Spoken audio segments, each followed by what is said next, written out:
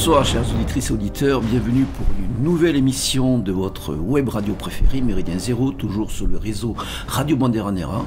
Ce soir, Monsieur Pégel est à la barre, comme vous êtes sûrement en train de l'entendre et de le reconnaître. Il est assisté à la technique par Gérard Vaudan, notre dentiste réputé de Mâcon.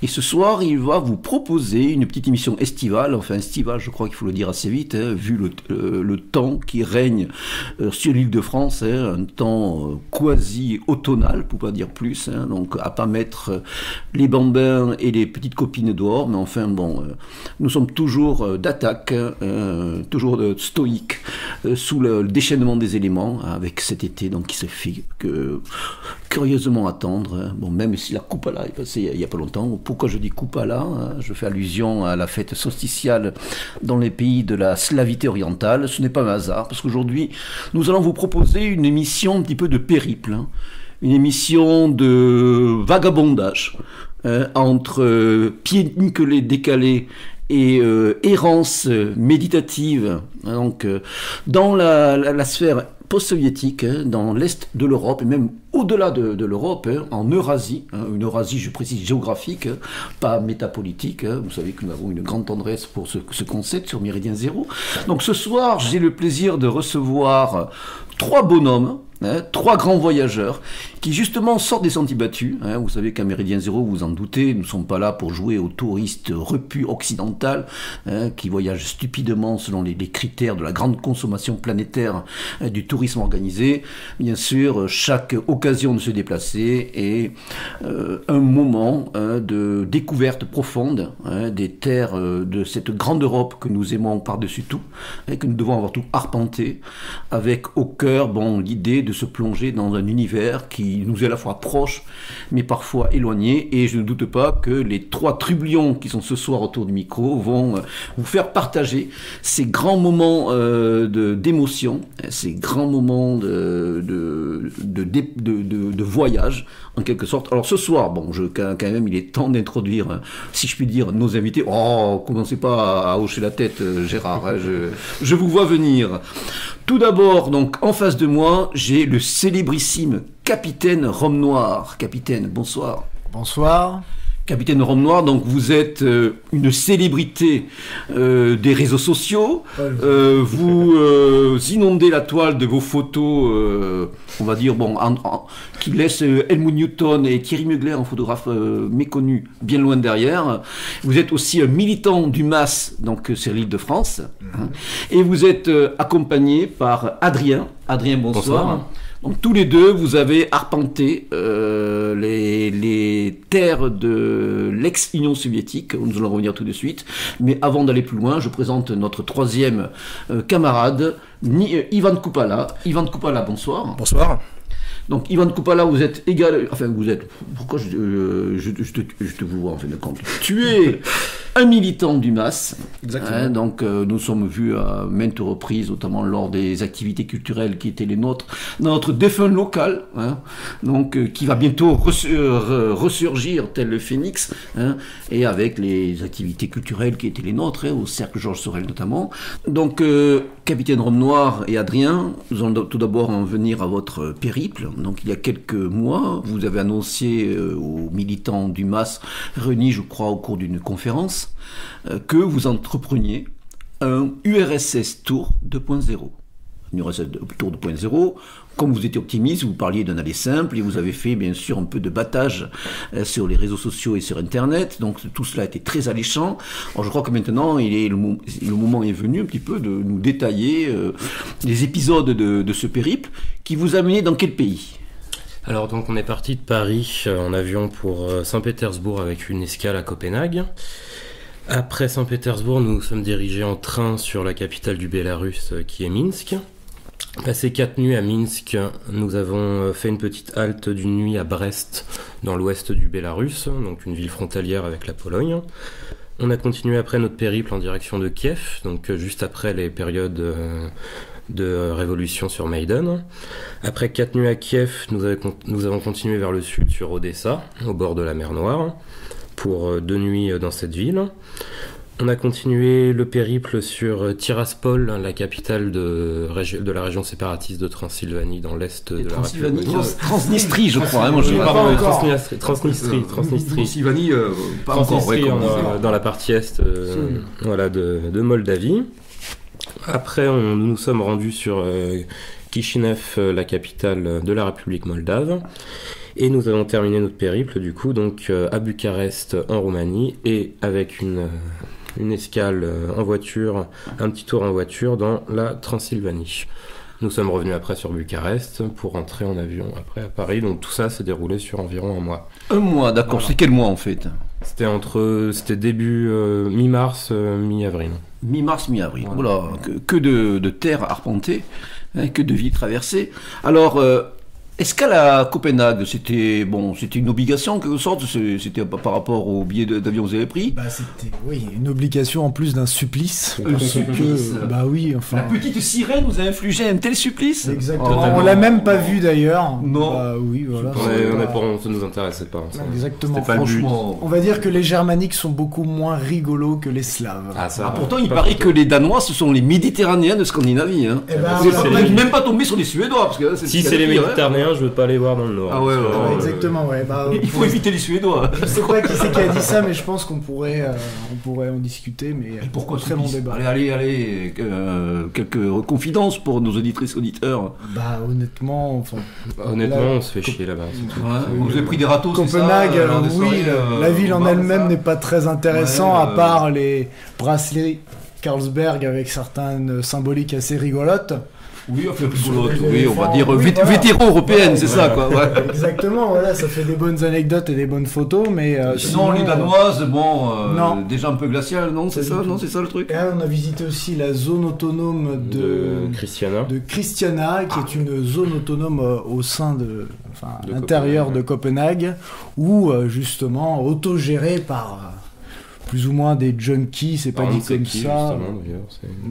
Mais autogéré à la germanique, c'est-à-dire ça file droit quand même sur une manière, histoire de pouvoir vendre du cannabis tranquillement sans avoir les autorités aux fesses, si je puis dire. Et du coup, c'est Et puis c'est devenu plus une attraction touristique de Copenhague qu'autre chose, parce que ça, on sait plus vraiment. Donc vous n'y avez pas échappé malgré tout. Non. Voilà, on a été visité, on n'est pas resté longtemps parce qu'au final c'était beaucoup moins intéressant qu'on le pensait. C'était bon. Donc vous êtes resté combien de temps à Copenhague ? 20 heures. 20 heures. Ouais. C'était 20 heures très très longues. C'était ah oui, ça a été très difficile. On avait très hâte de rejoindre les Terslaves après. Tellement difficile qu'après on a passé nos dernières heures à l'aéroport. Vraiment, on s'est plus amusé à l'aéroport que dans la ville en elle-même. Donc du coup, qu'est-ce qu'il y avait d'amusant à l'aéroport ? Voilà, se moquer un petit peu des Scandinaves qui ressemblent plus du tout à des Vikings, mais plutôt à des hipsters. Voilà, des hipsters. Oui, ressemble au moral. Bon, corps physique, il y a encore quelques restes, mais en fait, effectivement, on les a pas l'unité organique entre l'âme, l'esprit et le corps, ça laisse à désirer, malheureusement. Seulement sur le papier. Ouais. Voilà. Alors, vous êtes à Copenhague. Bon, je crois que une question là qu'il est temps que je pose également, c'est le pourquoi de cette destination. Quelles ont été vos motivations de vous rendre sur ces terres, que l'on dit désolées, que l'on dit lointaines, en plus d'un contexte politique, je dis désolé, je déconne, mais d'un contexte politique quand même qui était assez tendu, hein, vous l'avez effleuré tout à l'heure, on va y revenir, c'était le post-Maïdan, hein, donc après les événements de janvier, de février 2014, donc à Kiev, et puis après plus tard, ce qui va suivre de la reste de l'Ukraine en Crimée, et puis dans le Donbass en avril. Donc quelle a été la motivation de cette destination? Qu'est-ce que vous avez envie? C'est pas de la déconnade, je crois. Il y avait, moi, ça va faire 3 ans que je voyage régulièrement, chaque année en Europe centrale, un peu en Europe de l'Est. On a commencé par la Pologne tous les deux en 2012, je crois.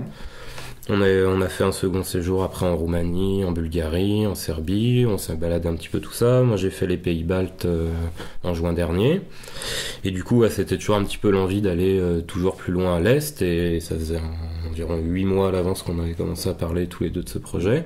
Donc c'était vraiment une idée de partir un bon mois pour avoir une bonne immersion et pas faire un aller-retour pour le week-end, vraiment dans l'Europe de l'Est pure et dure, on va dire, notamment avec le Bélarus, qu'on considère aujourd'hui comme la dernière dictature d'Europe, l'Ukraine en pleine phase de transition, la région séparatiste de Transnistrie qui nous intéressait énormément, sur laquelle on se posait beaucoup de questions.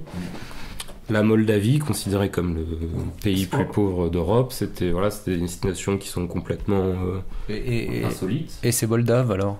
C'est vrai ou quoi ? C'est moldave. Bah, les Moldaves. Après, on peut les gars, faire quand chaque même. pays traiter au cas par cas. Avant, si vous le permettez, ce sera aussi l'occasion. Donc, tu as évoqué les différents pays que vous avez arpentés avant cette URSS Tour 2.0. Si vous deviez, on va dire, résumer les impressions que vous avez ramenées de chacun des pays que vous avez tous les deux cités, que vous avez tous les deux arpentés depuis quelques années, qu'est-ce que vous pourriez dire ? Bon, grosso modo, parce que je pense que vous avez ramené des souvenirs, de fortes impressions, qui vont donner envie d'approfondir cette partie de l'Europe. Donc, vous avez parlé tous les deux de la Pologne, de la Bulgarie, de la Roumanie, des Balkans. En grosso modo, qu'est-ce que pour nos auditrices et auditeurs, quels sont un peu les...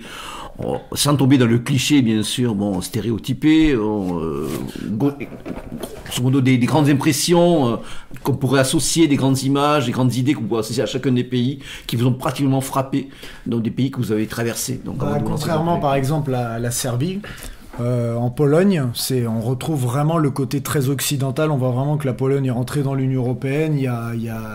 On est vraiment dépaysé d'une certaine façon au niveau géographique et au niveau culturel, mais ça se voit vraiment que là on est quand même dans un pays où il y a une frontière entre l'Union européenne et plus loin où il y aura le côté plus slave, plus entre guillemets. C'est vrai que les Polonais donnent un peu l'impression de jouer les premiers de la classe, non seulement de l'Union européenne, mais aussi malheureusement de l'OTAN. Et c'est vrai que par rapport, si on franchit la frontière polono-ukrainienne, on voit tout de suite la très grosse différence. Je le fais régulièrement. Je crois qu'on a aussi la même impression. Et je crois que par contre la différence qu'on ressentit lorsqu'on traversait la frontière germano-polonaise, elle s'estompe un tout petit peu, même si quand même il y a toujours des... mais ça reste quand même grosso modo plus ou moins le même esprit. Là où par exemple, voilà exactement, à partir du moment où on rentre en Ukraine, c'est quand même un autre monde et là c'est pareil, est-ce que ça va aller plus loin ? Non, avec les événements qui se passent actuellement, il faut croire que oui, mais il y a quand même une différence et ça se fait pas aussi facilement que ça. Et de toute façon, les événements nous le prouvent maintenant actuellement. Donc, vous parliez de Pologne, parlez aussi de capitaine de la Serbie, vous avez parlé de la Bulgarie. Qu'est-ce que vous pourriez dire sur ces pays-là ? Plutôt sur la Roumanie, je pense qu'on pourrait mieux te parler, parce que Bulgarie, on y a vraiment passé très très peu de temps, mais en Roumanie, on a été très très incroyablement surpris. On appelle des Roumains que c'est un peu les latins d'Europe de l'Est. Ils ont une langue d'origine latine et on ressent beaucoup d'influence latine parmi les Roumains.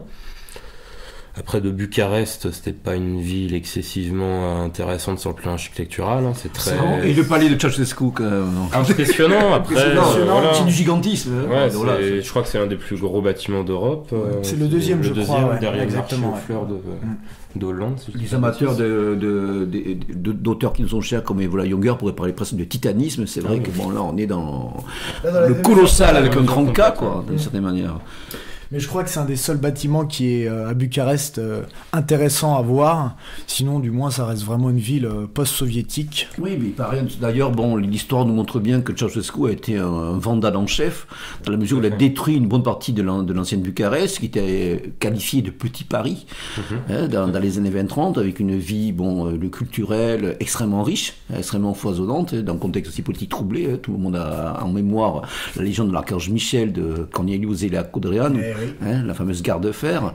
Donc c'est vrai que la Roumanie aussi passe pour être un pays singulier. Est-ce que vous avez ressenti ce côté où on a encore un fond spirituel, on le ressent sûrement pas à Bucarest, mais vous voyez à quels auteurs aussi je peux faire allusion, comme Mircea Eliade ou autres, qui ont parlé de ce christianisme cosmique, de cette foi paysanne qui reste extrêmement perceptible lorsqu'on quitte un peu les sentiers battus des grandes villes. ou de la côte de la mer Noire, par exemple, pour rester en Roumanie. Est-ce que vous avez ressenti ça? Bon, alors, justement, j'invite tous ceux qui veulent visiter la Roumanie à vraiment visiter la Roumanie rurale, parce qu'au niveau, à Bucarest, on a vite fait le tour, c'est pas très joli, voilà, on a déjà évoqué ça, mais il faut vraiment visiter la Roumanie rurale qui reste assez traditionnelle. La Transylvanie, notamment. La Transylvanie qui est une région magnifique. Bon, malheureusement, ils ont un problème avec tout ce qui est niveau écologique, parce qu'on peut aller dans n'importe quel champ perdu au fin fond de la campagne, et on va trouver des sacs plastiques qui poussent sous terre. Donc ça, par contre, c'est malheureusement un détail, faut passer outre, mais faut vraiment visiter la Roumanie rurale qui est... On n'a pas vu ça qu'en Roumanie, on a vu ça aussi en Ukraine, en Moldavie. Oui, mais j'allais rebondir un peu là-dessus. Ce qui est assez choquant, c'est qu'il y a encore des endroits qui sont vierges de colonisation touristique, mais qui sont de véritables décharges publiques à ciel ouvert. Bon, je me rappelle aussi, je suis un habitué de la Zakarpatia, c'est d'ailleurs les Carpates ukrainiennes, notamment le piémont des Carpates au sud de la région d'Ivano-Frankivsk. Et j'avais l'habitude d'aller dans une petite ville qui s'appelle Yaremche, qui est vraiment le piémont, juste avant de rentrer dans les Carpates ukrainiennes. Et je me rappelle souvent, on allait se balader avec ma femme, et on rentrait dans ce qui était annoncé comme un parc national. Tu fais 20 mètres et tu commences à voir déjà une petite décharge publique avec des canettes de partout, des sacs, des bouteilles en plastique, etc. Alors que théoriquement, on vous explique après en ukrainien que attention, faites attention à l'environnement, etc. Et il y a encore de vieux réflexes, au mauvais sens du terme, soviétiques. On sait que les soviétiques ont été les champions du monde de la dévastation écologique, de la dévastation de leur environnement, dans leur prométhéisme complètement paroxystique. Et on le voit encore malheureusement, mais des réflexes qui, sans pour autant tomber dans les excès des pseudo-verts qui nous pompent l'air des fois avec leur hygiénisme écologique. On peut pousser qui est poussé dans certaines travers. Je crois qu'il y a un juste milieu à aborder, même si on peut remarquer après ci et là des panneaux publicitaires qui essaient de sensibiliser les habitants à cette thématique. Il y a encore de gros problèmes. Je crois que c'est plus ou moins commun, et vous le confirmez tous les deux, à l'espace post-soviétique. Et il y a, je crois, comme je viens de le dire, peut-être un juste milieu à atteindre. Alors, on va revenir un petit peu à cette URSS Tour 2.0. Donc après ces quelques considérations sur des impressions qui étaient celles que vous aviez pu avoir dans les pays précédemment arpentés. Alors, vous quittez Copenhague, direction la fenêtre européenne de la Baltique, sur la Baltique, Saint-Pétersbourg, Sankt-Pétersbourg, Ivan va me corriger si mon accent visigoth laisse repenser. Sankt-Pétersbourg, anciennement Pétrograd, anciennement Leningrad, donc vous débarquez dans cette ville qui a été construite dans des marécages putrides sur les ossements de dizaines de milliers de Cosaques zaporogues ukrainiens. Voilà, c'est ma petite touche reconnue. Dans cette ville de la Baltique, avec une architecture qui n'est pas sans rappeler bien sûr les grandes villes européennes, quoi. Vos impressions? Donc vous débarquez le matin, à midi, le soir, début d'après-midi. Beau temps. Très beau temps. Très beau temps. Il fait froid, mais c'est pas le même froid qu'ici. Là-bas, froid sec, donc très supportable. Ça n'a rien à voir avec celui-là. Et alors donc à Saint-Pétersbourg, on a eu la chance de visiter la ville avec Oleg Sokolov justement, que notre cher ami Ivan nous a présenté. Donc Oleg Sokolov qui est un historien de la période napoléonienne, quelqu'un de très excentrique, haut en couleur, qui avait une anecdote sur chaque... francophone, qui parle très très bien le français, qui vient souvent en France faire des reconstitutions historiques, qui a écrit d'ailleurs plusieurs bouquins justement sur ce même thème de Napoléon. Ma chère tante m'avait offert il y a quelques années pour Yule Noël un très très beau livre traduit en français d'Oleg Sokolov, L'armée de Napoléon, gros pavé, que on peut trouver. Donc oui, Ivan. Oleg Sokolov est un historien qui est très intéressant parce que c'est pratiquement le seul à avoir pu utiliser à la fois pleinement les archives russes et les archives françaises, ce qui fait qu'il a pu créer des théories assez originales que personne n'avait vraiment émis avant lui. Par exemple, il est le fervent défenseur de la théorie suivante, qui est que Napoléon ne voulait pas la guerre avec les Russes, et que s'il est parti en guerre contre la Russie en 1812, parce qu'il était un peu contraint. Avec l'histoire du blocus continental. Exactement. Voilà. Donc Alexandre, enfin le prédécesseur de l'empereur Alexandre, qui était Pavel, aimait beaucoup les Français, il cherchait à être allié avec Napoléon, mais il a été assassiné. Il y a un complot. C'est ça. Son fils est arrivé au pouvoir, l'empereur Alexandre, et lui a cherché durant tout son règne à faire tout son possible pour détruire Napoléon. Voilà, et c'est ce qu'essaie de montrer Oleg Sokolov dans ses livres, donc voilà, je recommande. Oui, je crois qu'il a d'ailleurs sorti récemment pour les commémorations de 1814 un autre ouvrage en français justement sur cette campagne Russie. Et il est d'ailleurs très critiqué en Russie parce qu'on considère qu'il est trop pro-français. Mais c'est vrai qu'aujourd'hui, en ce moment, avec la vague de chauvinisme qui a été déchaînée par les médias russes, bon, vous pouvez dire éventuellement, il fait pas trop bon de ne pas souscrire à la vulgate en vigueur. Mais c'est vrai que Oleg Sokolov semble intéressant, et je crois qu'aussi il vit sa passion. Il fait partie d'un groupe de reconstitution. Je crois exactement, il organise très régulièrement des reconstitutions de batailles historiques. Par exemple, en 2007, il avait reconstitué la bataille de Borodino à Borodino. La fameuse bataille de la Moskova, je crois. Oui, quelque chose, avec plusieurs milliers de soldats. Et puis, j'ai eu la chance d'assister à l'une de ces reconstitutions. Quand il est dans son costume de Napoléon, il est Napoléon. Ce n'est plus Oleg Sokolov, il n'est plus lui-même, on peut plus lui parler normalement parce qu'il est complètement dans son personnage et il commande ses troupes avec une férocité extraordinaire. Donc c'est très impressionnant sa reconstitution. Donc indubitablement quelqu'un a invité sur les ondes de Méridien Zéro. Absolument. Lors d'un prochain passage parisien. Dès qu'il vient à Paris, oui. Il n'y a pas de problème, on se fait une belle émission avec lui. Alors, Saint-Pétersbourg, avec Oleg Sokolov. Donc on l'a rencontré devant la gare de Moskva, je crois. Donc on l'avait jamais vu, on était complètement dans l'inconnu. On a directement été mis en confiance. Donc il a vu deux blousons noirs débarquer. Deux blousons noirs. Voilà. Ça n'a pas choqué. Pas du tout. Pas du tout. Ramener un papier officiel. Voilà, on devait lui rendre un appareil photo avec un document officiel là, du ministère d'ailleurs. Ça faisait très trafic de drogue. On devait lui rapporter un appareil photo de Paris. On ne sait pas ce qu'il y avait dedans, mais on lui a rapporté. Voilà. Ah bon, d'accord. C'était ça le début du deal. Et après, on se fait serrer par le FSB pour moins que ça. Voilà, exactement. Si vous cherchez les problèmes.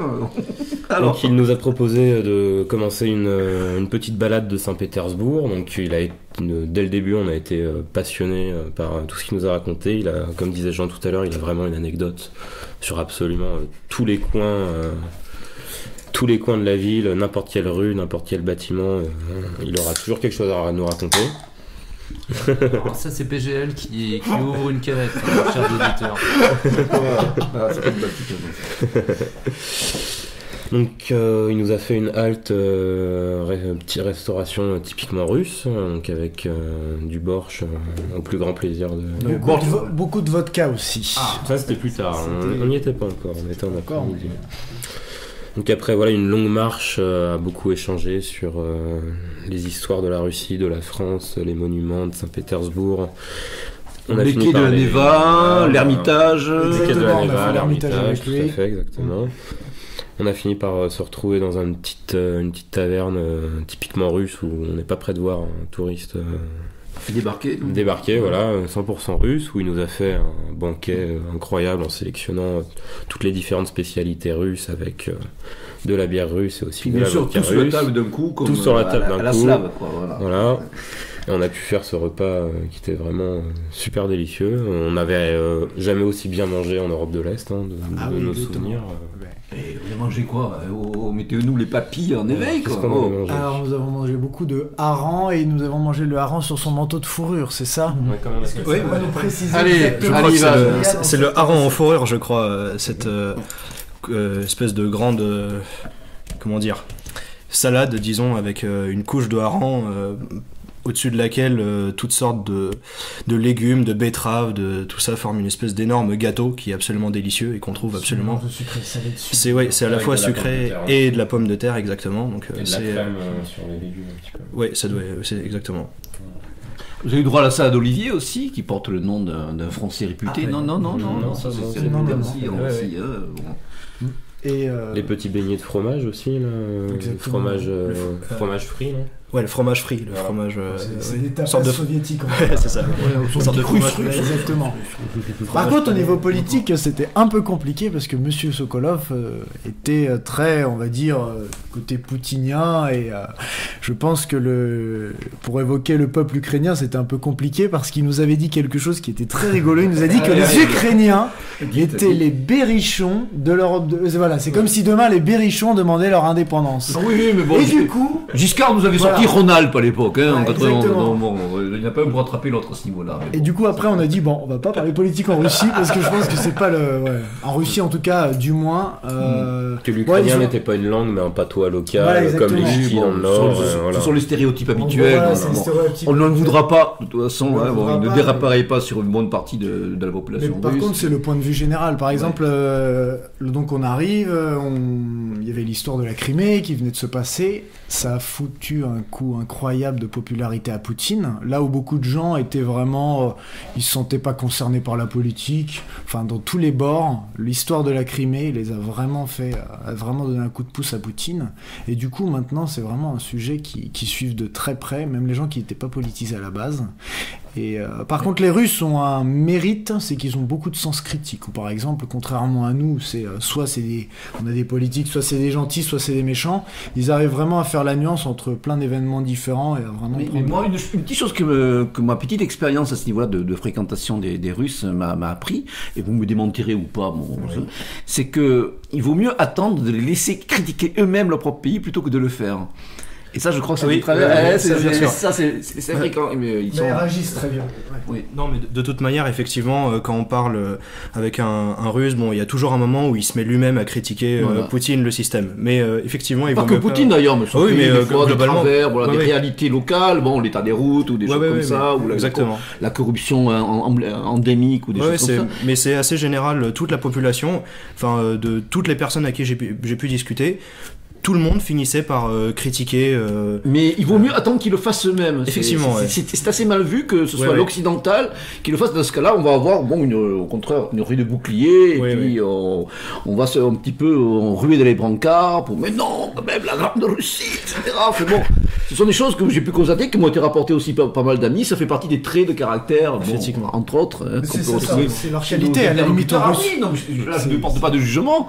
Ce sont des constats qui sont bons d'ailleurs à savoir, pour justement harmoniser des relations et éviter de fâcheux, de malentendus, de certaine manière. Donc, mais c'est un trait que j'avais pu remarquer. Surprise, je pense que vous avez pu aussi peut-être vous en rendre compte à différents niveaux. Ça, voilà, c'est des choses qu'il vaut mieux savoir lorsque souvent on va dans ces pays-là, et souvent on le précise pour des businessmen. Des quoi? Des businessmen. Des business, BIZ, Gérard. Des businessmen, il faut tenir la corde, il faut caler entre les tasses de vodka, on ne refuse pas un bon sauna, et puis si on veut conclure le contrat. Le Bagna, oui. On n'a pas eu cette chance, malheureusement. On n'a pas eu la chance de tester. Donc on n'a pas eu non plus la chance de découvrir la faune féminine locale. Alors, en partie, oui. Nous avons passé une très bonne soirée avec des militants antifascistes. Non. Oui, ça c'est l'anecdote du soir. Il va y en avoir que 2 dans Saint-Pétersbourg, on les a trouvés. Voilà, justement. Alors là, c'est vraiment le truc. Le dernier soir, on se dit, on va marquer le coup, et on va dans un bar qui s'appelait le Rock Club là, où justement, c'était bien marré.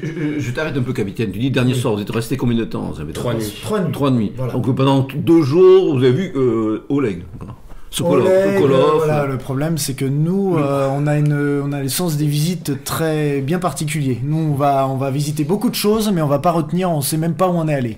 On a juste retenu l'Ermitage à Saint-Pétersbourg. Peterhof, vous avez fait Peterhof comme les jardins Peterhof nationalement. Mais heureusement que tu nous rappelles que ça s'appelle Peterhof, parce que malheureusement nous sommes le tourisme irresponsable. Oh non. Exactement, mais donc justement on s'est dit on va marquer le coup, on va partir à notre bar qu'on avait repéré, donc le Rock Club. bar rock basique. Si vous l'avez repéré comme ça en vous baladant, quoi. Non, c'était des Russes qui nous l'avaient fait découvrir le premier soir. Ouais. C'était le bar où justement on allait vraiment quand tout fermait. Et du coup, on voit une bande de joyeux lurons habillés en Treillis Rangers aussi.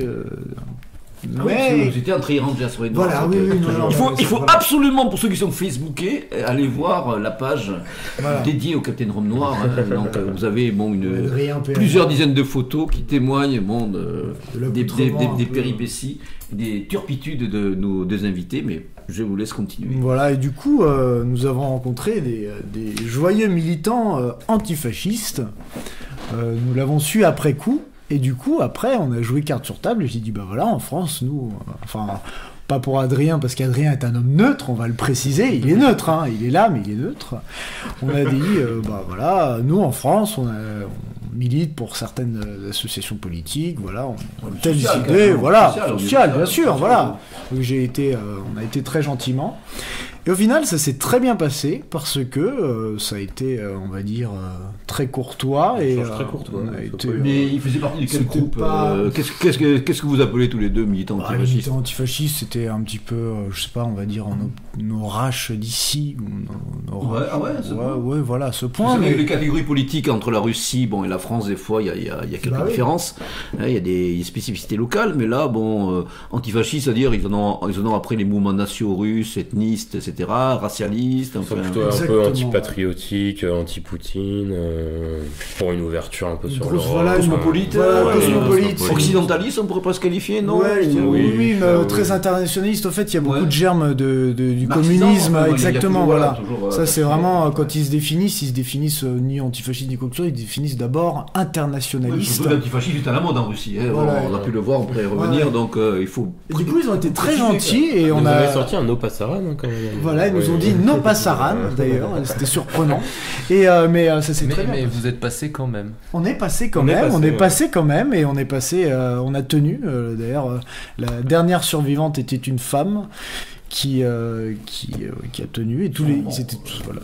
Nos auditeurs ont bien remarqué qu'à Méridien Zéro et dans le Rhizomas, on n'est pas des sectaires. Hein. Bien sûr que non. On est ouvert, on est open. On est pour le dialogue et au dialogue constructif. Voilà. Exactement. Là, c'était en tant que visiteur, on est visité leur pays, on voulait discuter avec tout le monde, et du coup, même politiquement, ça nous dérangeait pas. Une soirée bien arrosée, bien dionysiaque.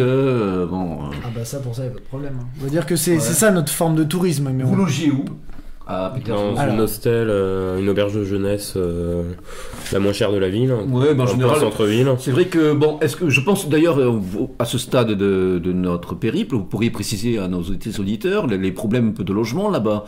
Je crois que, vous me démontez si je dis des bêtises, mais on a un grand écart entre des hôtels abordables et puis après le haut de gamme. Il n'existe pas comme en Occident et en France en particulier. Alors, ça dépend. Milieu de gamme. Ça dépend dans quelle ville d'Europe de l'Est. Saint-Pétersbourg, c'est une ville excessivement chère pour toute l'Europe de l'Est, donc on va voir beaucoup d'hôtels haut de gamme. Après, sur des pays comme, je sais pas, la Pologne, la Roumanie, la Slovaquie, la Hongrie, on retrouve des hôtels 2 étoiles, 3 étoiles avec un standard européen de l'Ouest tout à fait abordable. Des prix abordables. Tout à fait, pas de problème. En Russie, en Ukraine, voilà, c'est mission impossible encore. Hein. Ça reste. Justement, là-dessus, c'est assez intéressant de voir à quel point il y a, que ce soit les hôtels ou les restaurants, il y a vraiment 2 types d'hôtels et de restaurants. Il y a ceux qui coûtent rien. Qui sont vraiment des espèces de gargotes ou des hostels qui, je sais pas, vous dormiez pour 4 € la nuit, quelque chose comme ça. 5 € la nuit. Voilà, c'est absolument rien. En centre-ville. Moi je vais assez souvent en Russie, il y a d'un côté par exemple les petits restaurants ou les petits bars où on mange pour rien du tout, et dès qu'on rentre dans un espèce un pub anglais ou un truc comme ça, c'est les prix de Paris, voir les prix de Londres. C'est très hype, à l'occidental un peu. Les restos qui s'appellent le Monnaie, un truc comme ça, c'est hors de prix. Alors que juste à côté, il y a des gargotes où on mange pour 3 €, quoi. Ouais. C'est extraordinaire. Et puis, est-ce que vous avez fait comme moi, ça existe encore, hein, c'est en voie de disparition, donc il faut vraiment profiter. Les hôtels vraiment de l'époque soviétique, avec les meubles en formica, les couvertures qui grattent, etc. Les 2 lits que vous mettez côte à côte. Moi j'ai eu droit, mais lors de mes premiers séjours en Ukraine. Un hôtel, là, l'auberge jeunesse de Saint-Pétersbourg était dans ce genre de conditions. C'était un dortoir avec 16 lits. Cecily complètement. C'est un plan très vintage, 70s, là, dans le meuble formidable. Avec des Russes qui regardent des images des érotiques toute la journée sur internet, qui travaillent pas et qui étaient. Enfin, c'était vraiment. Ça pue la mort. Ouais, Vous avez les passeports que vous laissez à l'accueil. Ça sentait l'homme, on va dire. Ça sentait l'homme. Ah, ça sentait l'homme, ça sentait la virilité. Le personnel qui parle pas anglais, tout ça. Vous êtes fait cambrioler d'ailleurs, non? Je crois. Vous êtes fait cambrioler dans cet hôtel, il me semble. Ah, ça c'est Adrien. Ouais. Ah, allez. L'histoire de ton iPod. Ah oui, mon iPod. Eh oui. Oui. Ah oui. Bon, là, on était le tout dernier soir, justement. Pétersbourg, toujours. Hein. Non, le tout premier soir. Soir, ouais. On rentre vers 7h du matin à l'auberge de jeunesse. On avait été visiter des 7h du bâtiments. matin. Ah non, mais on a été visiter la ville. Ah, nocturne, voilà. Donc, Ah oui, Ouais, bien sûr. on a 7h du visité les matin, bars, ça. quoi, voilà. On a visité les bars. Il fallait pas le dire, ça. 7h du matin, on rentre de manière incongrue. Étrange. Je sais plus. Vivant déjà. Voilà, c'était pas mal. vivant, c'était pas mal. Et le dernier souvenir que j'ai, c'est avant de m'endormir, j'en ai juste envoyé un petit message à ma chère et tendre pour lui dire que j'étais bien rentré. Toujours en vie, voilà. Voilà, je suis en vie, tout va bien. Donc j'ai envoyé ce message et puis le lendemain, je n'avais plus mon iPod sur moi, donc je sais pas du tout où c'est passé. Aucune idée. Et Ça a du coup, été après, les aléas, voilà. Alors du coup, après, on a demandé au gérant de l'hôtel d'appeler la police. Non, on lui a pas non. Je lui ai expliqué la situation. C'est lui qui a dit que la police allait venir. Voilà. Et la police a débarqué très très rapidement. Mais vraiment trop rapidement. On n'était pas habitués. On a eu peur, justement. On a eu peur parce que c'est dit, c'est bizarre, la police travaille ici. Et du coup, on a eu peur. C'est que, voilà. Du coup, justement, on était choqués. Ah bon, oui, ils ont arrêté. Bah c'était limite si on avait envie de dire à la police, mais rentrez chez vous, faites comme en France, je sais pas, travaillez normalement, voilà, rentrez chez vous. On allait se faire arrêter, quoi. Ouais, vous avez perdu un truc, bon bah venez au poste, c'est bon.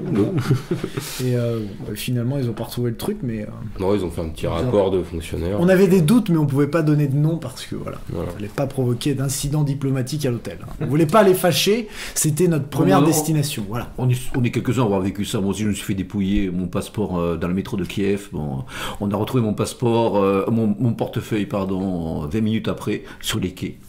Providentiellement, bon, oui, portefeuille vidé bien sûr.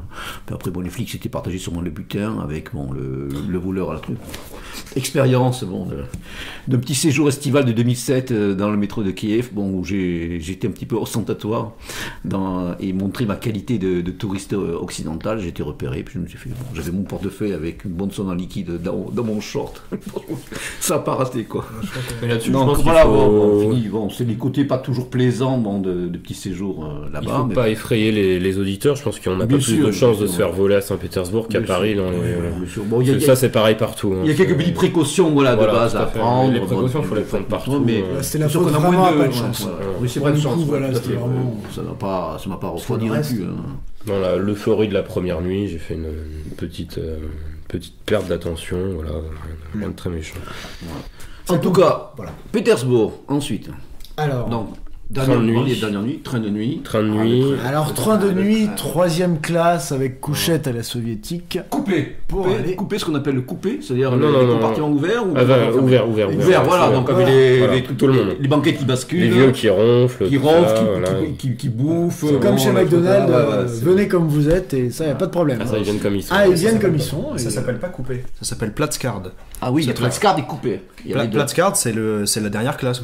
Voilà, Platzkard qui a coupé, c'est le compartiment. C'est ça. Bon, enseignement européen. Moi, j'ai eu droit aux deux. Donc, Platzkard, tout à fait, Ivan, tu as raison. Alors, 12 heures, au niveau du temps, du timing, parce que c'était combien de temps? 12 heures pour combien de kilomètres? 850. Voilà, ouais. Enfin, bon, là, limite, ça allait. C'était pas le plus tard, c'était pas le pire. Ça. Du coup, au début, on a eu peur parce qu'on s'est dit non, mais les trains en ex-Union soviétique, il faut le faire. Oui, il faut le faire. Il faut vraiment l'avoir vécu. Le petit thé servi tranquillement à 22 centimes, on était très contents. Du coup, on ne boit jamais de thé, mais là, vu que ça valait rien, on s'est dit, on va avoir du thé toute la journée. Vous avez la simiantotesse, 95 kilos sur la balance qui vient vous proposer, donc bon, le petit thé qui a été fait de. Ah bah oui, elle était plus proche de Rocky que de Sharapova. Mais on avait beau être dans la 3ème classe, je trouve que le service est mieux que dans un TGV qu'on prend en France. On a 2 hôtesses par wagon vu qu'en France, qui s'occupent de nous, qui viennent à notre table nous demander ce qu'on veut. Il y a du personnel vraiment dans tous les wagons, alors qu'on prend un TGV En France, il y a trois navigants dans la totalité du train. Là, on a deux hôtesses par wagon qui sont là à notre disposition. C'est vrai que comparativement, quand on est parti en Hollande et qu'on dormait dans les parkings, c'est vrai que déjà, quand on a une couchette, je pense qu'on fait pas trop les difficiles. Non, je te parle sur la qualité du personnel. Ah oui. Non, mais puis c'est vrai que c'est bien il est assez bien connu qu'il y a une sociabilité aussi du voyage en train, hein, en Russie, en Ukraine, au Bélarus. C'est le moment, c'est le lieu, on peut faire des rencontres intéressantes. Surtout sur des Français. De la langue, quoi. Oui, il y a toujours la langue, mais vous, les gens remarquent que vous êtes occidentaux, en plus français, et puis ça délie des langues, ça provoque des tentatives de communication, je crois. Enfin, je sais pas si vous avez eu droit. Pas dans les. J'ai eu une fois avec une dame, on communiquait je pense en limite Vénus, Mars, je sais pas trop comment qualifier ce langage, mais du coup on parlait avec les mains, et à un moment elle m'a offert un gâteau, et du coup ça a ouvert encore plus les portes, et du coup je lui ai offert un bonbon que j'avais. D'ailleurs je pense pas qu'il était très comestible, parce que je sais pas d'où j'avais sorti ce bonbon, mais voilà, au bout d'un moment, quand il y a la barrière de la langue, il reste les doigts, les pieds, et voilà, on fait comme on peut. Alors, ce train était à destination, si j'ai suivi un petit peu le fil, cher capitaine et cher Adrien, de Minsk. Tout à fait, oui. Dans la capitale du Bélarus, alias Biélorussie. Ah, ça, c'est t'as passé. Alors, Biélarus. Vous débarquez à Minsk, matin tout début de matinée, il était 7h30, quelque chose comme ça, 7h30. Donc une aube radieuse déployée sur la gare de Minsk. Tout à fait. Qui est fort belle, paraît-il. En fait, j'ai vu des photos. La gare, c'est, on va dire, l'endroit le plus beau de la ville. Je pense qu'Adrien, va falloir que tu rectifies le tir, c'est le seul endroit beau de la ville. Non, j'irai pas jusque-là. Bon, il y a non. Oui, il y a l'opéra aussi, mais ça on verra après. Là, sauf que là, on a logé chez l'habitant. Chez Evgenia, donc c'était une fille que j'ai rencontrée l'année dernière à un festival en Lituanie, qui était une Biélorusse, avec qui on avait sympathisé. Et donc, je lui avais parlé, on était resté en contact avec Skype, et je lui avais parlé de notre venue à Minsk, dans sa ville, et du coup, elle m'avait proposé de nous héberger. Donc, elle nous a aussi fait les invitations pour le visa. Donc, à la place d'un visa touristique, on a eu un visa privé, qui a été beaucoup plus simple à obtenir. Invité, voilà. Et donc, on a logé chez elle et chez sa charmante copine. Lisa, voilà. Mignonne. Le siphon. Nous l'appelons le siphon. Plus large que haute. Voilà, exactement. On vous expliquera pourquoi. Non, mais tout de suite, on va savoir. Bon, Lisa était une femme voilà. Elle est toujours, peut-être. Oui, elle est toujours vivante encore. Mais justement, peut-être encore vie. Voilà. Lisa était une femme certes un peu forte, mais très endurante. Au niveau de la descente, des beuveries, voilà. Comme souvent, je pense que la Biélorussie a eu des étapes les plus impressionnantes où là on a été ratatiné de A jusqu'à Z. On n'a rien vu se passer, et justement la Lisa, femme de 22 ans, d'1m55, voilà, travail, une situation, une vie sociale, tout ce qu'il faut. Ça on sait pas. On s'est posé des questions quand même. Des questions pendant 3 jours. Bref, oui. Et Yevgenia, tu savais ce qu'elle faisait, c'est quoi Evgenia, elle est ingénieure en informatique. Ouais. Elle est programmeuse. Et elle est fait des jeux vidéo. Pole dance, elle fait du pole dance. Elle fait du pole dance. À côté. Pas pendant. Voilà. Il y avait même une barre dans son salon. Ouais. Nous avons dormi à côté d'une barre de pole dance. Ouais. On a essayé, non? Non, on n'a pas osé. On n'a pas eu la force, justement. Donc vous étiez de la banlieue, non? Alors oui, voilà. Non, limite, quand même. On était dans Minsk. Et les garçons, vous étiez ensemble ou quoi là? Parce que mais on n'a pas les mêmes souvenirs, en fait. On était dans Minsk même. Après, c'est à 2 km du centre-ville même de la ville. C'est comme si on était dans le 15e arrondissement à Paris, quoi. Voilà, on n'était pas en dehors de Minsk. En fait, ils n'ont pas de notion vraiment de banlieue là-bas. Par exemple, tout est centralisé. Minsk, c'est vraiment une très grosse surface. Il n'y a pas autant de communes que par exemple qu'en France, quoi. D'accord, quand je dis banlieue, j'imagine qu'il doit y avoir les grands ensembles. Les barres d'immeubles vendeuses de grands ensembles, dans lesquels vous pouvez vous promener à 3h du mat sans qu'il vous arrive de gros problèmes en général, sauf tomber sur quelques poireaux, poivreaux, pardon, je suis fatigué, pas comme chez nous, les poireaux aussi, il y en a, d'ailleurs. Le problème, c'est que vous ne pouvez pas trop leur faire la morale vu l'état dans lequel on était, je pense, pendant 5 mois. Alors on décrit Minsk comme une ville vraiment néo-soviétique. Ah, néo-soviétique. Il paraît que par rapport même à la Russie et l'Ukraine, les routes c'est nickel quoi. Il paraît que c'est nickel, ouais. C'est nickel le taille et schnickel. Bordeaux quoi. C'est Minsk, c'est une anarchie assez construite en fait. C'est vraiment, c'est comment dire. Là, on est vraiment dans le néo-soviétique, mais ça reste quand même très, ça reste propre, c'est entretenu. C'est espace vert, non, comme souvent. Non. Quand même, les parcs, non. C'est pas, franchement, c'est pas très joli, mais ça reste bien entretenu, par exemple. Mais c'est pas vraiment, il fait pas très bon vivre, je pense, au quotidien à Minsk. Ah bon? Non, Vous êtes resté combien de temps là? 4 nuits à Minsk. Oui, donc qu'est-ce que vous avez fait? Bon, vous êtes baladé, j'imagine, vous avez vu un peu les places de la Révolution d'Octobre, les avenues Lénine, enfin bon, là je crois que c'est au niveau de la toponymie. Savoir que ça a été une ville qui a été à 80% détruite pendant la Seconde Guerre mondiale, un chiffre énorme. Le Bélarus a été vraiment l'état martyr un petit peu de l'ex-Union soviétique. Il reste un petit quartier authentique, mais qui n'a rien d'extraordinaire. Et oui, les attractions touristiques de la ville sont vite bouclées. Ça, pour une ville qui est quand même grande, sur superficie, il n'y a pas... Vous avez trouvé des lieux de perdition nocturne? En fait, pas autant que ça, mais on a été très surpris parce que le centre-ville était très limite huppé et on a retrouvé exactement la même jeunesse occidentale qu'ici, c'est-à-dire vraiment porter exactement les mêmes vêtements. Ils ont qu'un seul McDo à Minsk, mais c'est un très grand McDo où justement toute la jeunesse se retrouve et on a retrouvé justement autour de ce quartier énormément de clubs comme ici en fait où il y a une petite jeunesse huppée qui se forme et en fait là on a été déçus je pense tous les deux, c'est qu'on s'attendait pas à voir quelque chose. On s'attendait à une dictature, voilà. On s'attendait vraiment à être dans le dur et on n'était pas dans le dur du tout. Et au final on était en... Vous vouliez du mytho quoi. On était en... On cherchait vraiment le dépaysement. Au final, ça faisait une ville de l'Est un peu lambda, limite. On sentait pas d'oppression particulière. Du coup, voilà. On sentait pas la dictature. Perturbé, ça. Vous avez pu discuter un petit peu avec les. Oui, déjà. Avec vos hôtesses. On a vu beaucoup d'étudiants étrangers, là, pas mal de Chinois, je pense. C'était en passant à côté de l'université. Ça avait l'air assez cosmopolite. Chinois, enfin, des Viettes, peut-être. Oui, Chinois, Chinois. C'est leur majorité d'immigrés, on va dire les Chinois.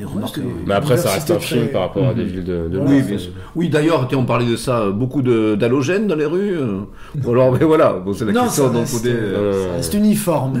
Ça, il n'y a pas de problème pour ça. C'est ce qui frappe souvent dans les villes de l'Est, enfin de l'Est européen, en tout cas pour beaucoup d'entre elles.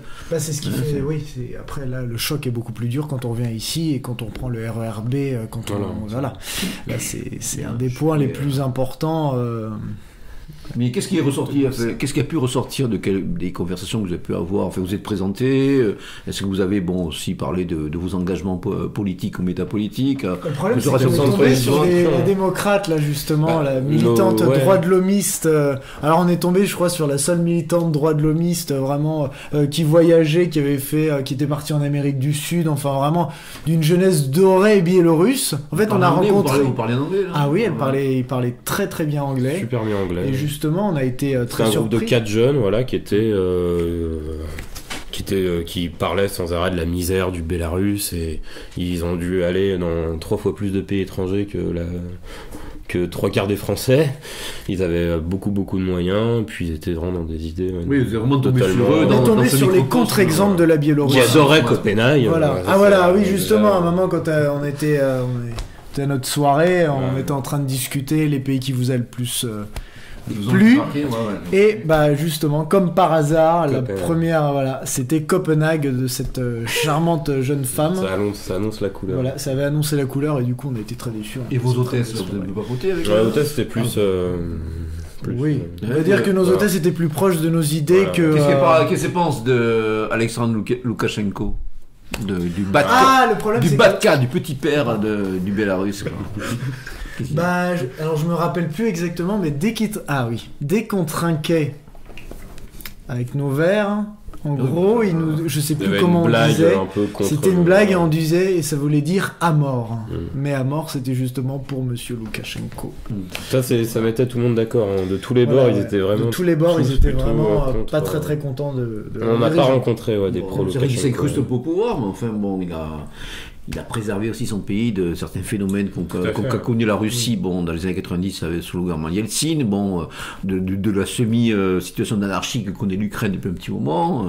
Il faut savoir que le Bélarus, en dehors des pays baltes, c'est le pays, l'ex-république socialiste, qui a l'IDH le plus élevé de toute l'ex-URSS. Donc Loukachenko, sur certains points, est tout à fait respectable.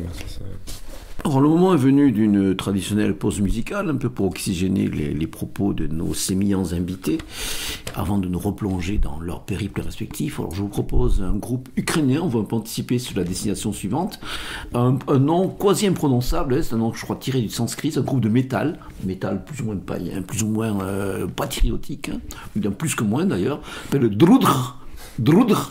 Et le morceau, c'est une tout simplement Ukrainska Povstanska Armia, qui veut dire l'armée insurrectionnelle, la célèbre ou pas, qui a lutté à la fois contre les soviétiques, les Allemands et les Polonais, rien que ça. Les Ukrainiens sont depuis de longue date des adeptes de la troisième voie, tant décriée en ces moments d'événements à l'Est et notamment dans le Donbass. Alors le groupe Drur, avec ce morceau dédié à l'armée insurrectionnelle ukrainienne. Полягли голови козацькі, біля річки Самарки, біля криниці Салтанки, а слава про їх не умре, не поляже.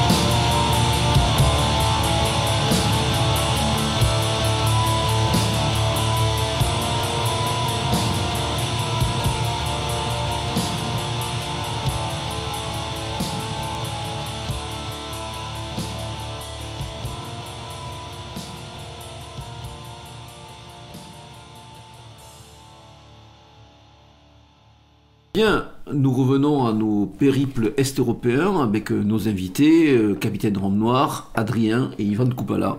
Alors nous en étions restés à Minsk, avec vos charmantes hôtesses qui montraient un petit peu leur scepticisme par rapport au maître tout-puissant du Bélarus. J'ai nommé Alexandre Loukachenko, alias Alexandre Loukachenko, donc le petit père, le Batka, de ce pays qui, sur certains aspects, est une forme de conservatoire néo-soviétique, mais avec un patriotisme donc panslave assez particulier, ou d'ailleurs dans lequel les Bélarusiens occupent le haut du panier. Alors, avant de vous redonner la parole, je voulais en profiter d'ailleurs pour signaler à nos auditeurs une réalité qui est assez présente dans les pays de l'ancienne Union soviétique, c'est le poids de certains humours, de certaines blagues qui sont souvent, on va dire, le réceptacle d'une certaine philosophie de la vie et d'une appréciation des choses et des réalités du moment. Alors j'ai sous la main une blague donc, qui met en scène la trinité slave orientale, si je puis dire, la trinité traditionnelle, un russe, grand russien, un ukrainien, le petit russien, et le bélarusien, le blanc ruthène. Alors c'est une blague qui s'intitule Le Clou. Un russe, un ukrainien et un biélorusse voyagent en train. Sur chacune des banquettes où ils s'installent, un clou dépasse. Le russe s'assied sur le clou, se relève d'un bond et, très énervé, l'arrache et le lance par la fenêtre. L'Ukrainien s'assied sur le clou, se relève, l'arrache, le redresse consciencieusement et le range avec soin dans sa poche afin de le réutiliser plus tard. Le Biélorusse s'assied sur le clou, sent une douleur fort mal placée, mais cherche une position acceptable pour supporter cette épreuve. Sagesse populaire, vous avez dit sagesse populaire, les amis. Effectivement, bon, les ressortissants de l'ancienne Union soviétique, je ne sais pas si vous avez pu un peu le constater, sont assez friands de ce type de blagues qui permet de supporter souvent un quotidien, pas toujours très réjouissant et pas toujours très radieux, pour reprendre une rhétorique de l'époque. Alors, ce séjour à Minsk, il se termine comment, les amis, d'une certaine manière, enfin, quelles impressions, un petit peu, vous en retirez, à part celles dont vous avez fait part jusqu'alors? Pour faire court, c'est pas du tout à quoi on s'attendait, en fait. Oui. Ouais. Pas sur le plan architectural, mais plus sur l'ambiance générale. L'atmosphère, On se sentait pas dans ce qu'on qualifierait de dictature. Entre guillemets, ce qu'il dit en France, c'est complètement, c'est complètement amplifié. Quand on était à Brest, on était. Alors oui, Brest, précisons pour nos auditeurs, c'est pas Brest bien sûr en Bretagne, mais Brest-Litovsk, connu pour le traité de paix, qui avait mis fin au conflit sur l'Est, entre l'Empire allemand et puis l'Empire russe, en pleine phase révolutionnaire. Alors Brest-Litovsk, je crois que c'est vraiment à l'extrême ouest du pays.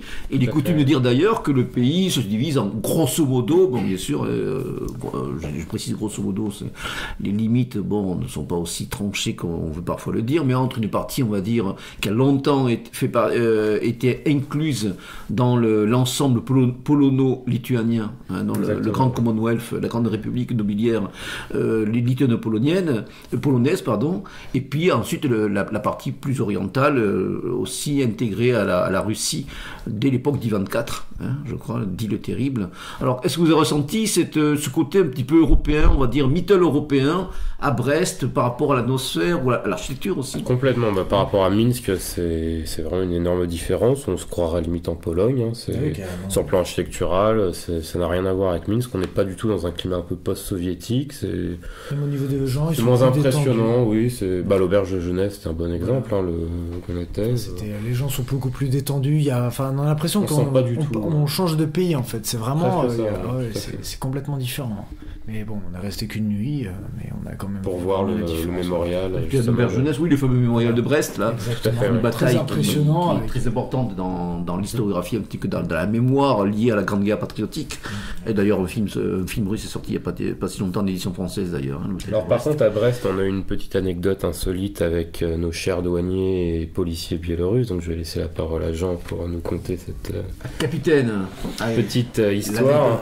En fait, le problème, c'est qu'en prenant le train pour aller justement à Kiev, au lieu d'emprunter... Non, c'est quand on est arrivé. Ah oui, c'est quand on est arrivé. Non, c'est ça. Racontez-vous mieux dans lui. En fait, quand on est arrivé, justement, le problème, c'est qu'on pensait qu'il fallait passer par une sorte de checkpoint pour se faire contrôler, en fait. Sauf qu'en fait, c'était pas du tout un checkpoint, c'était un départ. C'était tout simplement gouré de portes en sortant du train quand on est arrivé. Je On voulait juste aller... Exactement, donc là, en cyrillique, et je dis à Adrien, il faut aller là-bas, il faut qu'on se fasse contrôler avant qu'on puisse sortir de la gare. En fait, je lui ai raconté complètement des bêtises, voilà, pour être poli.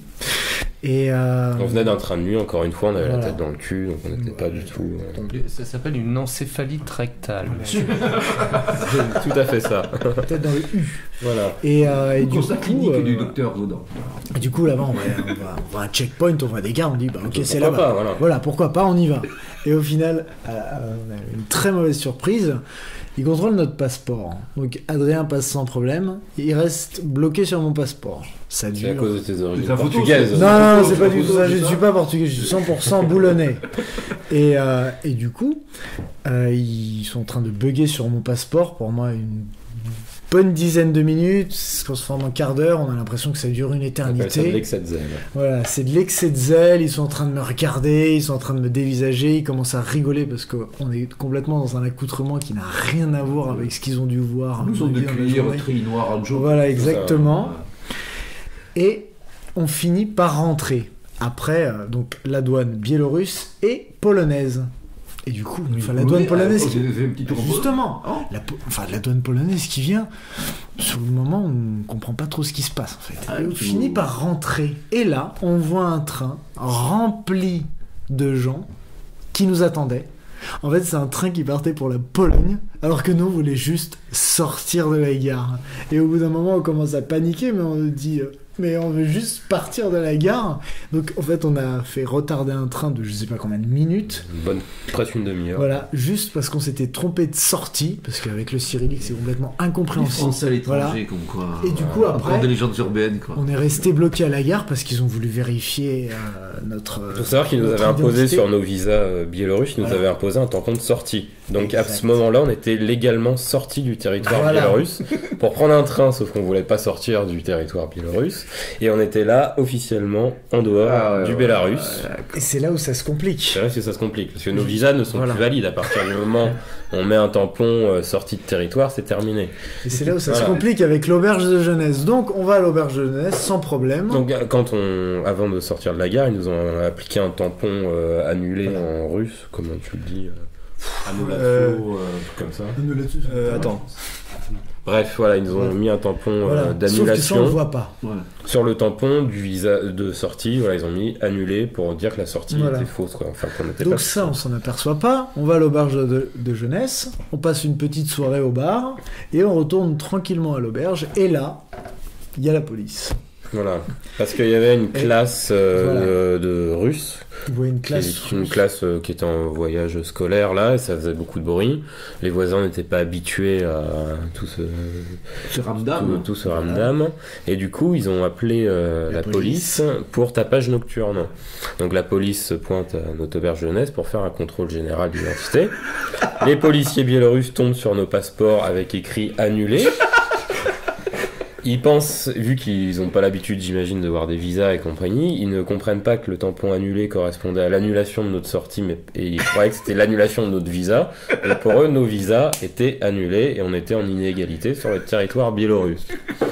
On est arrivé ivre, du coup, grand malaise, parce que tout redescend, on est là, il faut absolument pas qu'on fasse le moindre écart. On essaie de rester sérieux, mais ça nous a quand même beaucoup rigolé, c'est très insolite. On a rigolé sur le moment, et on est convoqué au commissariat le lendemain, justement, pour régulariser cette situation. Sans savoir comment, d'ailleurs. Sans savoir comment, là-bas, personne ne parle anglais, forcément, et on tombe comme par hasard sur la dame, une des dames qui gérait l'hôtel et qui nous avait fait la traduction, et du coup ça s'est réglé très rapidement. Mais si on n'était pas tombé sur cette dame, on ne sait pas ce qui aurait pu se passer. On a eu un petit moment de peur quand même. Là-bas, quoi. Voilà.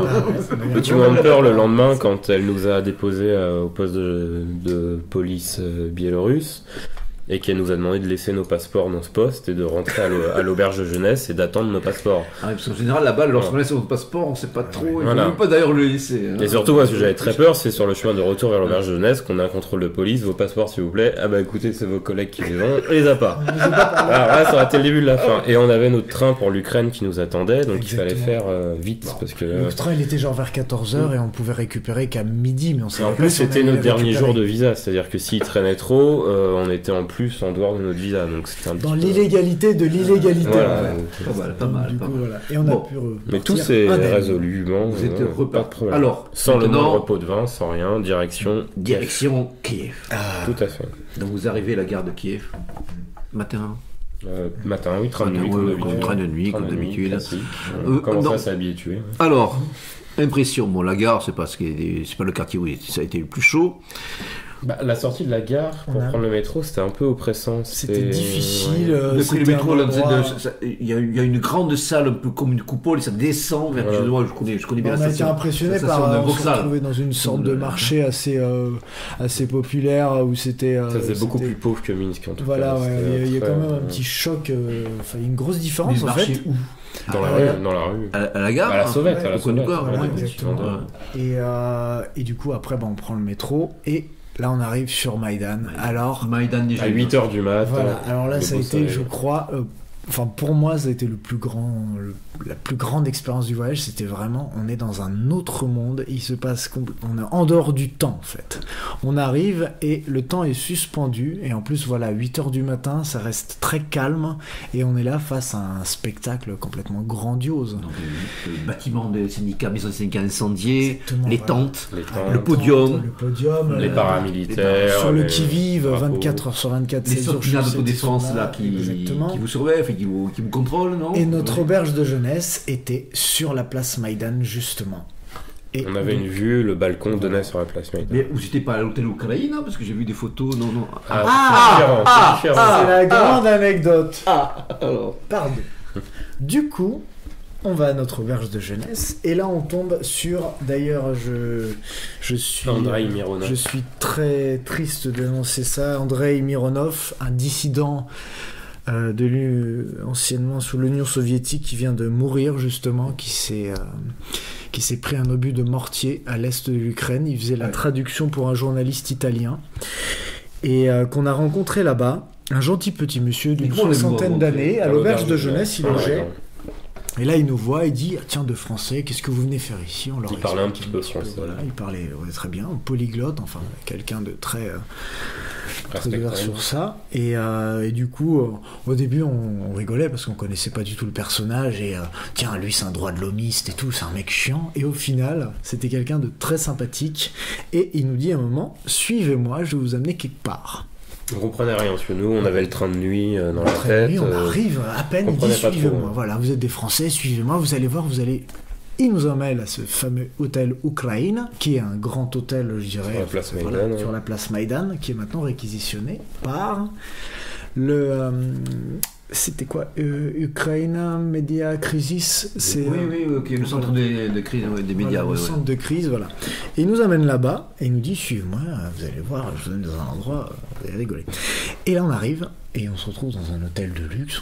Ok, très bien, salut, bonjour tout le monde. On passe plusieurs checkpoints. Toujours entrée Rangers Voilà, perfecto. toujours très Rangers, vraiment, on arrive là en tant que touriste. Et là, en ce moment, on se retrouve dans une très grande conférence de presse. On sait pas trop ce qui se passe. Il nous dit: allez, sortez vos cartes de presse. Voilà, sauf que on n'est pas du tout journaliste. Et là, qu'est-ce que je fais? Je sors ma carte du MAS et de la sécurité sociale, ma carte vitale. Et du coup, on rentre tranquillement parce qu'ils comprennent rien. Et là, on arrive, et Adrien, avec son meilleur appareil photo, je lui dis: écoute, toi t'es le photographe, moi je suis le journaliste. On s'installe au troisième rang de la conférence de presse, et là, avec Adrien, il y a le free Wi-Fi, c'est génial. On se connecte sur Wi-Fi et on met sur Facebook. On a une conférence de presse, on sait pas trop ce qui se passe. Et là, à un moment, je regarde Monsieur Mironov et je lui dis: mais qui c'est qui va venir parler? Il fait: ah, vous allez rencontrer la ministre de la Culture de l'Ukraine. Ok, très bien. Et du coup, là, je sors ma petite pochette et je me dis, tiens, il va falloir que je fasse quelque chose de constructif, du moins visuellement. Et là, j'étais en train de noter toutes les anecdotes en faisant semblant de noter tout ce qu'elle disait. En fait, à ce moment-là, elle parlait des victimes qu'il y avait eu sur Maïdan et justement des snipers embusqués. Enfin, que c'était le grand débat. Est-ce que les snipers de quel camp ils appartiennent? Enfin, c'était un grand tatouage pas possible. Et Adrien, il faisait l'appareil photo, il faisait le photographe et parfaite complètement. Enfin, on était là habillés. On voit aussi en photo à la terrasse d'Ukraine. Ouais. Et oui, il y a une Ah photo. non, ça c'était la terrasse de notre hostel. Ah bon? Oui, parce que c'est carrément presque au même moment. Enfin, je veux dire, vous avez une vue en plongeante. Face à Maïdan, voilà, exactement. Et du coup, pour 3,50€ la nuit. Ouais, 3,50€. Il faut nous l'adresse. Et du coup, après cette conférence de presse, Monsieur Mironov nous amène voir, je crois que c'était l'attaché de presse de la ministre, qui nous a dit: ah, vous êtes français, c'est génial, vous êtes là et tout. Oui, voilà, on est là pour se renseigner et tout, pour prendre. On est là en tant que reporter et tout ça, et du coup, freelance. Voilà, freelance, exactement. Et du coup, on a passé un très très bon moment, et ça, on venait à peine de débarquer à Kiev. Ça faisait pas 2 heures qu'on était arrivé à Kiev. Donc du coup, c'est notre forme de tourisme, c'est de se faire happer par les événements, et c'est le genre d'aventure qui nous arrive tout le temps. Et là, c'était vraiment l'expérience du moment, quoi. Alors, à la suite de cette conférence de presse, votre séjour kievien, c'est resté très centré sur Maïdan, en fait. Ouais. Moi, j'ai essayé. Vous n'avez pas bougé un peu? Vous n'avez pas fait la descente au Saint-André, la descente d'André, on allait voir Motherland, on allait voir le centre historique. La statue là, de la Rodina Mat, la mère de la patrie. Oui, il y a une photo célébrissime qui court sur les réseaux sociaux, mon cher capitaine, de vous-même. Voilà, sous cette statue tournée d'ailleurs vers l'Est, comme certains l'ont fait remarquer. Et vous n'avez pas fait d'autres endroits de Kiev? La descente André? Si, le centre-ville, voilà. Le centre-ville. J'avais la maison de Mikhail Bulgakov, entre autres. Exact, et on a. Donc il y avait Ekaterina qui était un contact de là-bas qui nous a fait visiter un petit peu la ville, justement, tout ça, voilà, qu'on a rencontré sur place, avec qui ça s'est bien passé. Moi personnellement, au niveau plus politique, là on va rentrer dans les détails, j'ai essayé d'établir des liens avec Privy Sector. Ça a été difficile parce que malheureusement ils sont dans une phase où beaucoup de méfiance, donc ça n'a pas été facile. Il y avait aussi beaucoup la barrière de la langue parce que les militants de Privy Sector sont quand même d'un milieu assez populaire. Ils étaient pas du tout habitués, ils étaient même très surpris que des Français viennent leur dire écoutez, ce que vous faites, merci. Non, mais ils sont assez méfiants, ils ont un peu raison. Moi, à l'époque, j'avais rencontré des officiers de Trezor, qui est une des organisations membres de Privy Sector, en 2005, je crois, 2006. Ça n'avait pas été facile à lever dans un petit appartement presque paumé. Bon, il y avait des gars dans le couloir qui chauffaient. Enfin bon, ils sont méfiants, ils ont sûrement raison de l'être. Donc, mais vous n'aviez pas de contact préétabli sur place pour. Exactement. Voilà. Et du coup, justement, le dernier jour, Adrien était resté à l'auberge et j'ai dit je vais aller encore une fois voir si c'est possible d'entamer vraiment un dialogue. Et du coup, j'ai été sur place, ça a été beaucoup plus facile parce qu'après, ils nous ont vus plusieurs jours d'affilée sur place, donc ils se sont dit c'est bon. Et en fait, j'ai remarqué qu'il y avait 2 personnes qui parlaient français, qui avaient des bons contacts avec eux, en fait, qui étaient des Suisses et qui eux, pour le coup, étaient vraiment des journalistes qui faisaient un reportage sur eux pour après en faire quelque chose. Les néo-nazis de Kiev.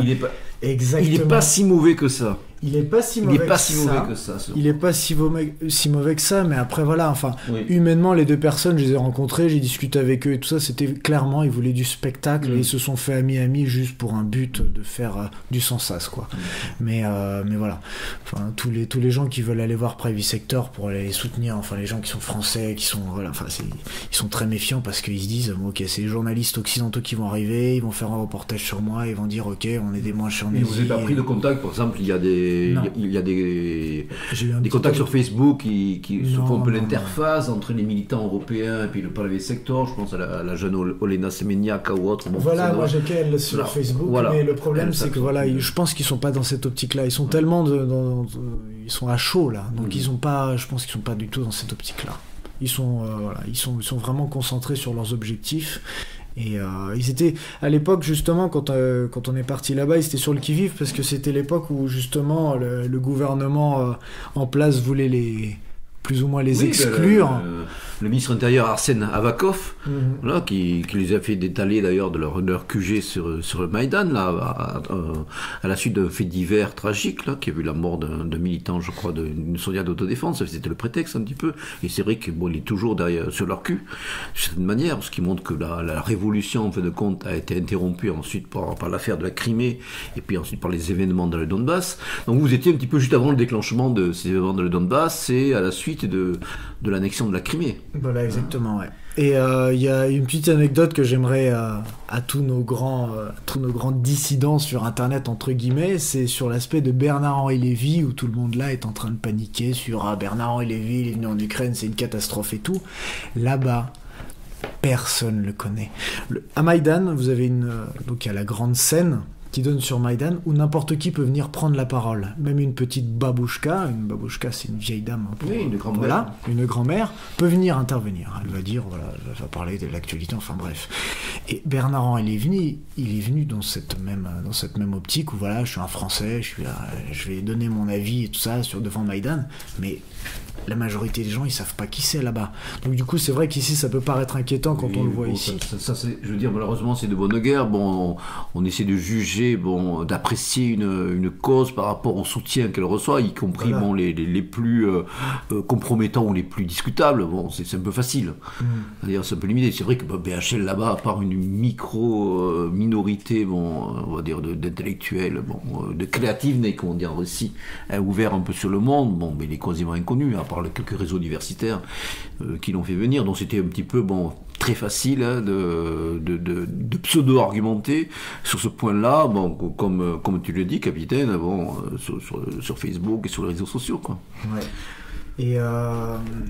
Et ce qui était très intéressant justement sur Maïdan, c'est qu'au-delà des étiquettes politiques, il y avait vraiment une grosse unité où c'était vraiment l'esprit Maïdan. Il n'y avait pas les nationalistes, les pro-européistes et tout le tralala, tout ce qu'on peut dire. Il y avait vraiment un esprit Maïdan et c'était magnifique de voir. C'était intergénérationnel, il n'y avait aucune différence. C'est la période où ils se tapaient pas encore dessus. Voilà, est-ce que vous avez ressenti ce que assez représentatif aussi de la mentalité ukrainienne, c'est ce côté d'auto-organisation. Ah, exactement, c'est très à la Cosaque un peu, de manière un peu spontanée, parfois un peu anarchisante, parfois un peu bordélique, mais on retombe sur ses pattes. C'est un bordel construit, en fait. Là-bas, tout tourne de façon, visuellement, ça peut être choquant pour un occidental. Il va avoir des tentes complètement centre-ville, enfin, il va avoir des paramilitaires, il va se dire, mais c'est quoi ce bordel? Et là, c'est un joli bordel bien construit, et du coup, ça choque pas. Nous, on est arrivés, on a dit, waouh, c'est quand même, c'est assez grandiose. Et on s'est acclimaté très rapidement. Ouais, 4 heures après, c'était comme si c'était normal, quoi. Les tentes, les paramilitaires, les barricades. Voilà, exactement. Ça faisait partie du décor. Et n'importe qui à Kiev va se balader dans Maïdan et tiens, génial, vous êtes encore là. Kozak autogéré, quoi. L'autogestion à l'ukrainienne. Quoi. Ouais. Et ça, je pense, par exemple, l'esprit à Maïdan, ça peut se faire que dans ces pays-là. En France, moi personnellement, actuellement, je vois pas du tout ce genre de choses se passer. Ça choquerait, ça pourrait être complètement absurde. Là-bas, c'était normal. Voilà, c'était normal, ça faisait partie du décor. Oui, ça choque de côté cartésien, de côté aussi où l'organisation elle est imposée par le haut. Alors que là, ça ressort d'un élan communautaire, d'un élan collectif, qui mais ça a aussi son travers, ça aussi le revers de la médaille, qui fait que les Ukrainiens ils peinent toujours à établir un État viable depuis déjà très longtemps pour X raisons. Mais c'est vrai que ça peut choquer à la fois un ADN français et un ADN russe également, qui voit une forme de chaos, d'anarchie, qui le fait frémir. Ce n'est pas effectivement une autorité ou un ordre qui va être imposé du haut, quoi. Une coercition imposée du haut. D'ailleurs, en parlant de ça, les Biélorusses, quand on leur disait qu'on allait à Maïdan en Ukraine, ils étaient tous là, même la garde. Mais la situation politique et tout, pour eux, ça leur faisait vraiment peur. Ils étaient vraiment dans un... Il y a un grand travail de propagande. Là où les Biélorusses quand même restaient assez sympathisants de la révolution ukrainienne, par exemple. C'était très sympathisant. Voilà, ouais. Même Loukachenko, qui a pris position, avait l'air quand même très... Alors là, effectivement. Et là, pareil, il arrivait à avoir des très bons liens avec la Russie, tout en reconnaissant une certaine positivité dans la révolution ukrainienne. Et ça, je trouve ça un point de vue intéressant. Oui, il y a eu d'ailleurs des articles intéressants là, sur le site de l'Est européen qui ont analysé ces positions de Loukachenko, où il montre un petit peu sa spécificité, pas totalement se faire bouffer par le grand frère russe. Il faut savoir d'ailleurs qu'il a entretenu des relations exécrables avec Vladimir Poutine.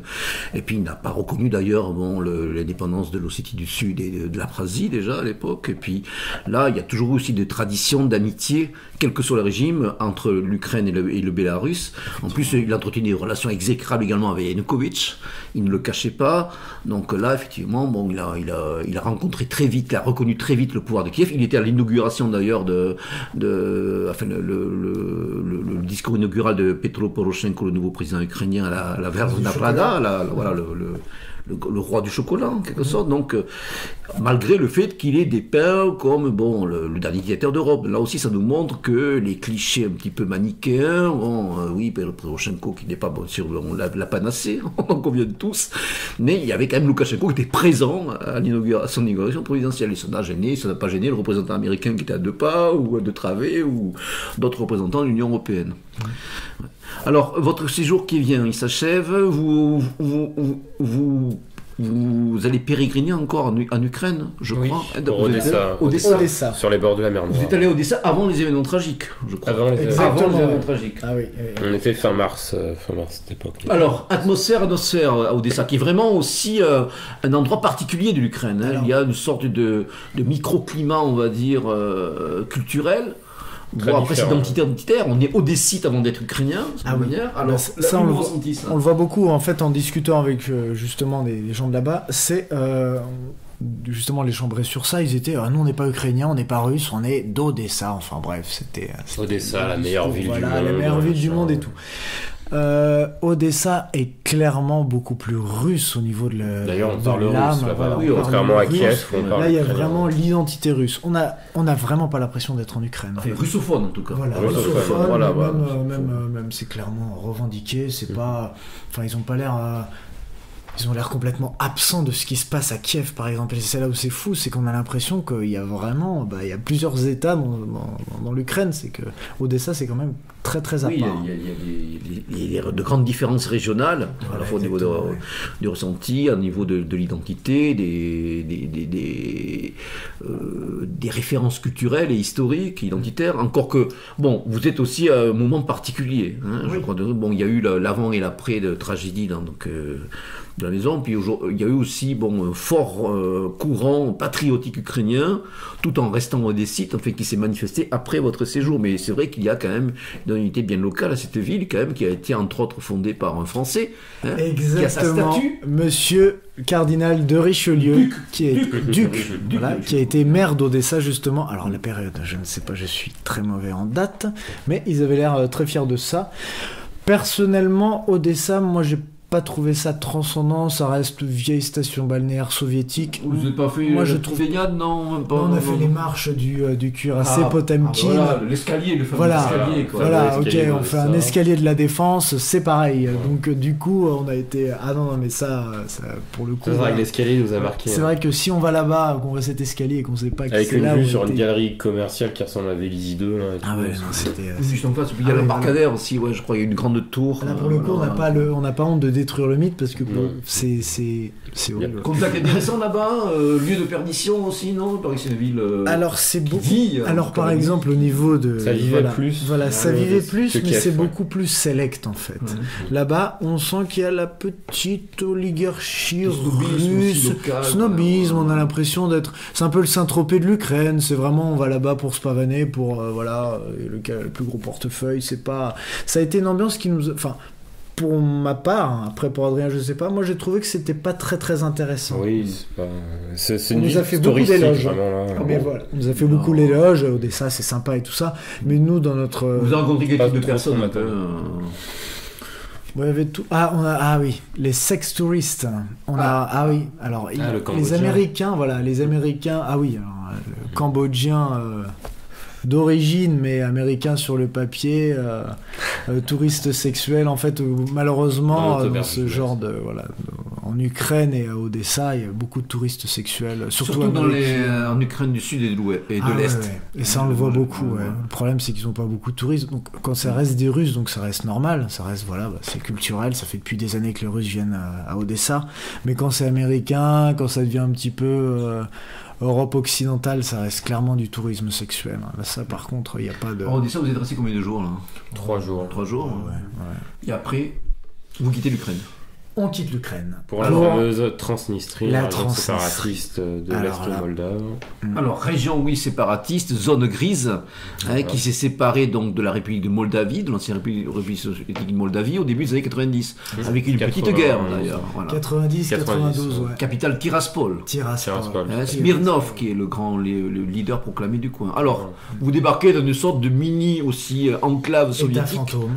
Ouais. Voilà. Alors, le plus impressionnant quand on arrive à Tiraspol, là vous êtes à Tiraspol, c'est que on va se projeter un peu plus tard quand on est parti en Moldavie. Si on doit faire un comparatif, il y a quand même une très grosse différence. Et paradoxalement, quand on est en Transnistrie, on a plus l'air d'être dans un petit havre de paix américain. À ce point. Oui, rappelons à nos auditeurs que c'est les populations russophones, majoritairement russophones, russes et ukrainiens principalement, qui ont fait sécession de l'État moldave qui est majoritairement moldavophone ou roumanophone. Pour résumer, on a choisi la Russie, là où la Moldavie a rejoint le côté plus occidental, et en Transnistrie, tout est en cyrillique, on a l'impression, c'est pas très dépaysant au niveau de la langue et au niveau de l'écriture. Son monument aux morts, son charte 34, devant le Soviet suprême, on a la grande statue du grand camarade Lénine. Il y a vraiment toute la tiraille, le marteau, la faucille, la belle gerbe de blé. On est en Russie. C'est une petite extension de la Russie. Et d'ailleurs, quand on passe le checkpoint, on passe un checkpoint transnistrien et russe. Oui. Parce qu'en fait, ce qu'il faut savoir, c'est que tout ce qui est au niveau énergétique, c'est la Russie qui apporte tout ce qui est énergétique. D'ailleurs, elle est toujours présente avec des unités de la 14e armée. Voilà, exactement. Justement, c'est un échange de présence militaire. Exactement. Donc c'est pour ça que la Russie, c'est avantageux pour elle, parce qu'elle est plus dans l'Occident, justement, grâce à cette Transnistrie. Mais paradoxalement, par rapport aux Moldaves, ils ont l'air de mieux vivre. Tiraspol est une ville très tranquille, tout a l'air tout est bien trafic aussi, paraît-il, vraiment le trafic d'armes, ils ont alimenté en armes tous les machines parallèles du monde entier, d'Afrique et d'Asie. Tous les stocks, justement, après l'Union soviétique ont été il y a des grandes bases militaires où tout ça a été stocké, c'est revendu justement dans ce bouquin, je sais plus de qui. Oui, un livre là que j'ai amené, que nous avons lu tous les deux, là, le livre de Xavier Deleu, Transnistrie, la poudrière de l'Europe, aux éditions Hugo, qui montre bien, qui remontage sur le vif et qui montre des aspects dont vous avez lu avant de partir. Leur financement qui est basé sur justement revente de stocks après la guerre froide à des organisations terroristes. Après l'Ukraine, c'était la même chose aussi. Ils ont vidé les arsenaux. C'est très difficile après d'enquêter sur ce genre de pays parce que c'est quand on est arrivé, les touristes, c'est comme si on venait d'une autre planète. Surtout nous lookés comme nous. Ils n'ont pas compris. Je pense qu'ils se sont dit, mais je crois qu'il y a un problème dans l'espace-temps. Ils se posaient pas tant de questions. Je n'ai pas. On était un peu ignorés. Vous êtes resté combien de temps à Tiraspol ? Une nuit, il n'y a pas. Une nuit parce qu'on voit. Des rencontres, non ? Non, en fait, c'est non du tout. Non. Aucun contact, rien. Bon. On a vu, excusez-moi du terme, une personne halogène. Alors ça a été l'incompréhension totale, on ne sait pas pourquoi. Et comment elle est arrivée là ? Incroyable. Du coup, je ne sais pas. Là, c'était la petite anecdote.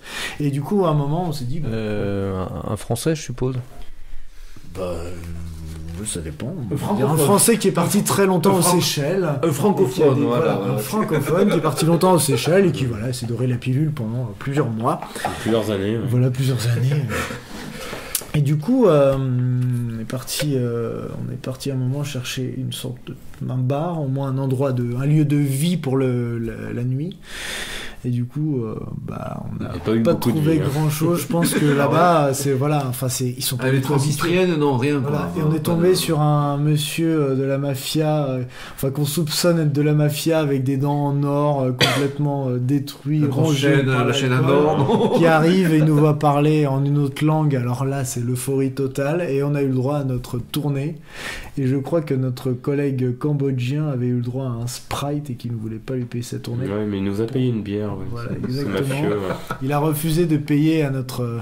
Parce qu'on a ramené un Cambodgien d'Odessa. Donc un monsieur, le matin, il nous voit partir, il dit « Vous allez où ?» On dit « On va en Transnistrie. » Et il lui dit mais c'est quoi? Et on lui dit vraiment les pires trucs. On dit c'est un pays en guerre, si tu vas là-bas t'es pas sûr de revenir chez toi, tu vas mourir. Et il fait je vais pas venir avec vous. Et en fait justement on voulait pas qu'il vienne avec nous, c'est pour ça qu'on a dit les pires trucs. Et on lui a dit bah ok. Et il est venu avec nous. Et à la frontière justement quand on a fait Ukraine-Tiraspol, la seule chose qu'on voulait pas qu'il dise c'est qu'il était américain. Et là, il bug sur nos passeports, en France, forcément les douaniers. Et lui, la première chose qu'il dit, American. Et là, on a commencé à faire une tête complètement. He's all friends. Yes. En nous montrant, non, on ne connaît pas. Voilà, le douanier, il commençait à bugger sur les passeports. Et là, voilà, l'autre qui dit, ouais, mais c'est mes copains et tout ça. Et là, on a dit, on rentrera jamais. Finalement, on est rentré. Et après, on l'a abandonné le lendemain pour qu'il reparte en Ukraine tout seul. Et au final, on a eu des nouvelles, il s'en est sorti. On aurait cru qu'il serait bloqué dans le pays, mais finalement il s'en est sorti. Ils voulaient pas de lui. Voilà, ouais. Alors vous, par contre, vous avez réussi à sortir pour rentrer en République de Moldavie, vers sa capitale Chisinau, alias Kishinev. Alors là, c'est polémique. C'est polémique parce que voilà. La Moldavie, on en parle beaucoup, pas souvent à travers ses plus beaux aspects. Alors malheureusement, le plus pauvre de l'Europe. Ouais, malheureusement au niveau des beaux aspects, c'est très difficile de parler de beaux aspects. Voilà. La population. Voilà. Ça a été l'étape, pour ma part, que j'ai trouvé le plus amusante. Au niveau de la population, on a passé les plus grandes nuits de folie, parce qu'on est tombé sur une auberge de jeunesse où le gérant c'était un Américain étudiant qui venait là, on sait pas pourquoi. Pourquoi un Américain qui tient une auberge de jeunesse? À Chisinau, donc. Voilà, on a passé des... Mais il n'y a rien à visiter. Chisinau, il n'y a rien. Et j'invite tous les gens à visiter la Moldavie pour ses habitants, mais qui n'espèrent pas. Alors, ses habitants, justement, allez, venons-y. Bon, si on ne peut pas avoir. c'est des latins. L'événement architectural. C'est comme les Roumains, ils ont le côté latin, ils ont le côté beaucoup plus ouvert que les Slaves. Le Slave, il faut, entre guillemets, faut l'apprivoiser, il faut vraiment qu'il nous prenne dans son cercle pour après se détendre. Donc, c'est difficile d'arriver avec ses petites habitudes latines, un petit peu de tchatcheur, un petit peu blabla, après, ça passe pas. Voilà. Quoi, c'est parti. Alors que le Roumain et le Moldave restent quand même beaucoup plus ouverts, beaucoup plus fun entre guillemets, et on a passé des très bons moments. Mais après, à visiter, il y a une arc de triomphe. Très bon moment. Très bon moment. Ouais. On a très peu de photos parce que justement on n'avait pas les capacités psychiques et physiques de pouvoir prendre des photos. D'accord. Mais ce fut un très très bon moment et du coup on y retournera peut-être. Écoutez, une délégation de Méridien Zéro et Réseau Masse bientôt en Moldavie, à Chisinau. Alors, de Chisinau, si j'ai bien retenu le parcours qui a été énoncé en début d'émission, la Roumanie. À nouveau. Oui, tout à fait, à nouveau. Roumanie, le retour. À vous, Bucarest. Donc Chisinau, Bucarest, direct. Voilà. Train. Bus de nuit. Voilà, le bus, ça aussi, c'est une grande expérience, le bus dans les pays. Non, c'est pas vraiment un bus, c'est un van. Il y a 15 sièges. Le marjoute en Russie ou en Ukraine. Lunaire, c'est les mêmes cratères. Et dès qu'on passe en Roumanie, là, on voit que c'est l'Union Européenne. On finance les routes. Et là, dès qu'on roule sur une route roumaine, on n'entend plus un son, plus quoi que ce soit. C'est comme quand je passe la frontière polono-ukrainienne, après qu'on a passé... On entend, ça vous réveille. Il est beau à 3h du matin, les chaos du bus, malheureusement, ça devient... plus efficace que le café, les routes. C'est dangereux. Moi, j'ai roulé en voiture en Ukraine, dans le sud des oblasts de Ternopil, Novo-Frankivsk et en Carpathie. Ouais. Encore près de la station de ski de Bukovel, très à la mode. Bon, ils avaient fait des efforts de bitume, mais après, c'est surtout quand il pleut. Le pleut, c'est horrible parce qu'il y a des claques. On ne voyait pas si c'est un nid de poule ou autre. T'es là, mais t'es là, putain merde. Il faut savoir. Genre, oui, la direction de l'air, quoi. Effectivement, il faut savoir conduire. En Russie, c'est exactement pareil. Et sur les routes, généralement, enfin bon, autour de Moscou, c'est pas vraiment le cas parce que les routes sont assez aménagées, mais on roule pas droit, quoi. C'est-à-dire qu'on contourne les trous en roulant, donc c'est. Quand c'est pas un troupeau de vaches inopinées qui déboulent sur la route, ça m'est arrivé aussi. J'ai pilé comme un malade, quoi. En fait, ça fait partie aussi des réalités, voilà, c'est pittoresque. Donc la Roumanie, Bucarest et un peu les Carpates. Exact.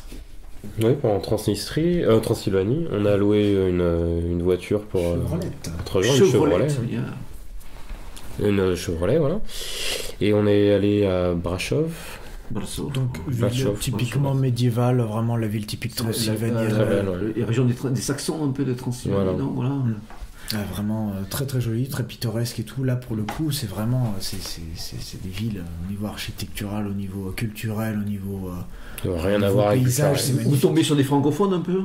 Alors 20% de la population roumaine est francophone. Là, on en a eu quelques-uns, mais la communication est très difficile, très facile, pardon. Excusez-moi. Il y a beaucoup de mots transparents. À l'écrit, c'est beaucoup plus facile. À l'oral, ça devient un peu compliqué parce que voilà, il y a l'intonation qui est complètement différente, mais à l'oral, par exemple, il y a beaucoup de mots transparents comme un peu l'espagnol, le portugais, le français. Oui, même si c'était maquillé de slave. Très bien. Vous voyez une carte de restaurant, par exemple, vous allez pouvoir commander un plat en lisant le roumain, par exemple. Ça, il y a aucun souci pour ça. Brasov, on est resté qu'une nuit, je crois. Voilà. Et c'est la deuxième fois en Roumanie et on est un petit peu habitué. Donc voilà, Bucarest, un peu la Transylvanie, et après vous repartez de Bucarest pour revenir sous nos latitudes. C'était un peu plus calme et voilà, c'était le retour en France a été très très difficile. Très très difficile. Je ne dirais pas pourquoi. Non, il faut rester. Même au-delà de ça, pour plein de choses, c'est très difficile. Oui, c'est-à-dire après avoir passé un peu d'apesanteur, quoi. Voilà. C'est une manière au bon sens du terme. On est habitué, par exemple, à être. On apprécie les choses les plus basiques, les plus simples, et c'est vraiment intense tout ça. Et dès qu'on revient ici dans notre petite. Et puis il y a peut-être aussi vraiment un sentiment de liberté. Le mot n'est pas trop fort, de spontanéité. Bien sûr. Bon, je me rappelle, c'est pareil quand on voyage là-bas, vous pouvez voyager. Je parlais il y a quelques secondes de ces petits minibus qu'on appelle les marchoutka. Bon, on s'entasse à 20 alors qu'il y a 10 places assises. Il n'y a pas de ceinture, vous êtes tenés. Bon, en France, en Europe occidentale, mais c'est totalement inconcevable, quoi, au regard des principes de précaution, des règles de sécurité draconiennes. Dans les bars, le bus s'arrête, il s'arrête pour aller quelqu'un va faire du stop, il va s'arrêter, il va le récupérer, il n'y a pas de... Bien, nous en venons maintenant pour notre dernière partie d'émission à évoquer le périple de l'ami Ivan Kupalaï, donc que je présentais en début d'émission, donc militant du MAS, d'origine russe. Donc Ivan, tu as raconté d'ailleurs sur ton blog, Ivan de Kupala, tumblr.com, ton périple autour d'un lac mythique qui nous projette beaucoup plus à l'est, et cette fois-ci en Eurasie, le fameux lac Baïkal. Effectivement, mon voyage a été un peu plus à l'est que mes deux camarades, mais aussi malheureusement beaucoup plus court puisque je n'y étais que 11 jours. J'y compte vraiment y retourner puisque c'était un voyage qui m'a beaucoup marqué. Une fois que j'étais là-bas, j'ai beaucoup moins bougé évidemment que Capitaine et Adrien, mais mes objectifs n'étaient pas exactement les mêmes. C'était un voyage, disons, assez méditatif, le retour, à la nature. Je peux dire tout de suite que c'est vraiment l'un des... Ouais, tu es parti fin mai, tu es parti le 23 mai, exactement. Avec ton père. C'est ça, nous sommes partis à deux, fin mai, pour un peu moins de 2 semaines. C'était vraiment les paysages les plus beaux que j'ai pu apercevoir de ma vie. Quand on parlait de Grande Europe, tu as débarqué à Irkoutsk. J'ai débarqué à Irkoutsk. Alors bon, évidemment, on n'est plus en Europe, mais disons que moi, je me suis pas du tout senti dépaysé. C'était très bizarre puisque j'ai fait une escale à Moscou et de Moscou à Irkoutsk, il y a 6 heures d'avion. Je connais très bien la ville de Moscou et après 6 heures d'avion depuis Moscou, je me suis retrouvé dans une ville comme si c'était ma ville natale. C'était exactement comme à Moscou. Je me sentais totalement chez moi. Donc, disons, j'étais pratiquement en Europe. La population. Oui, on peut voir les photos d'ailleurs publiées sur ton blog, sous les ciels exactement. bleus. Et à Irkoutsk, ce qui n'est pas le cas à Ulan-Ude, mais à Irkoutsk, la population est très très majoritairement russe, au sens ethnique du terme, puisque originalement ce sont plutôt des bouriates qui vivaient dans la région, mais Irkoutsk est une ville donc, qui date du XVIIe siècle, où des immigrés russes et ukrainiens d'ailleurs sont arrivés depuis très longtemps, et Irkoutsk est une ville très majoritairement ukrainienne, donc j'y ai retrouvé exactement tout ce que je connaissais bien à Moscou. Alors bon, dans la population, les belles églises orthodoxes, les marchés, exactement, le marché d'Irkoutsk est extraordinaire, un gigantesque marché où ils vendent toutes sortes de laitages, de tous les plats traditionnels qu'on peut trouver en Russie. Bon, mais c'était pas exactement le but du voyage, puisque je me suis resté à Irkoutsk qu'un jour. Après cette journée à Irkoutsk, je suis parti directement sur l'île de Olkhon, qui est l'île principale du lac Baïkal, qui fait 80 km de long. Donc, oui, alors on est dans d'autres dimensions. Effectivement, juste pour se débarrasser un petit peu des chiffres, le lac Baïkal, c'est pas le lac le plus grand du monde, mais quand même il fait 600 km de long. Il fait plus de 600 km. 636 km de long, 48 km de large. Au plus court, parce qu'il y a certains tronçons où c'est même 80 km de large. Et même si c'est pas le lac le plus grand du monde, c'est de loin le plus gros volume d'eau douce du monde. Une des plus pures, paraît-il. Exactement, l'une des plus pures. D'ailleurs, quand j'y étais, nous buvions l'eau du Baïkal de manière tout simplement nous prenions un seau, on prenait de l'eau du Baïkal, on la buvait, elle est absolument excellente. Mais ce qu'il faut bien se rendre compte, c'est que ce lac, au point le plus profond, il fait 1600 mètres de profondeur. C'est ça, 1637 pour être précis, c'est voilà. C'est-à-dire que il me semble que si l'eau du lac Baïkal pourrait à elle seule suffire à toute l'humanité pendant 40 ans.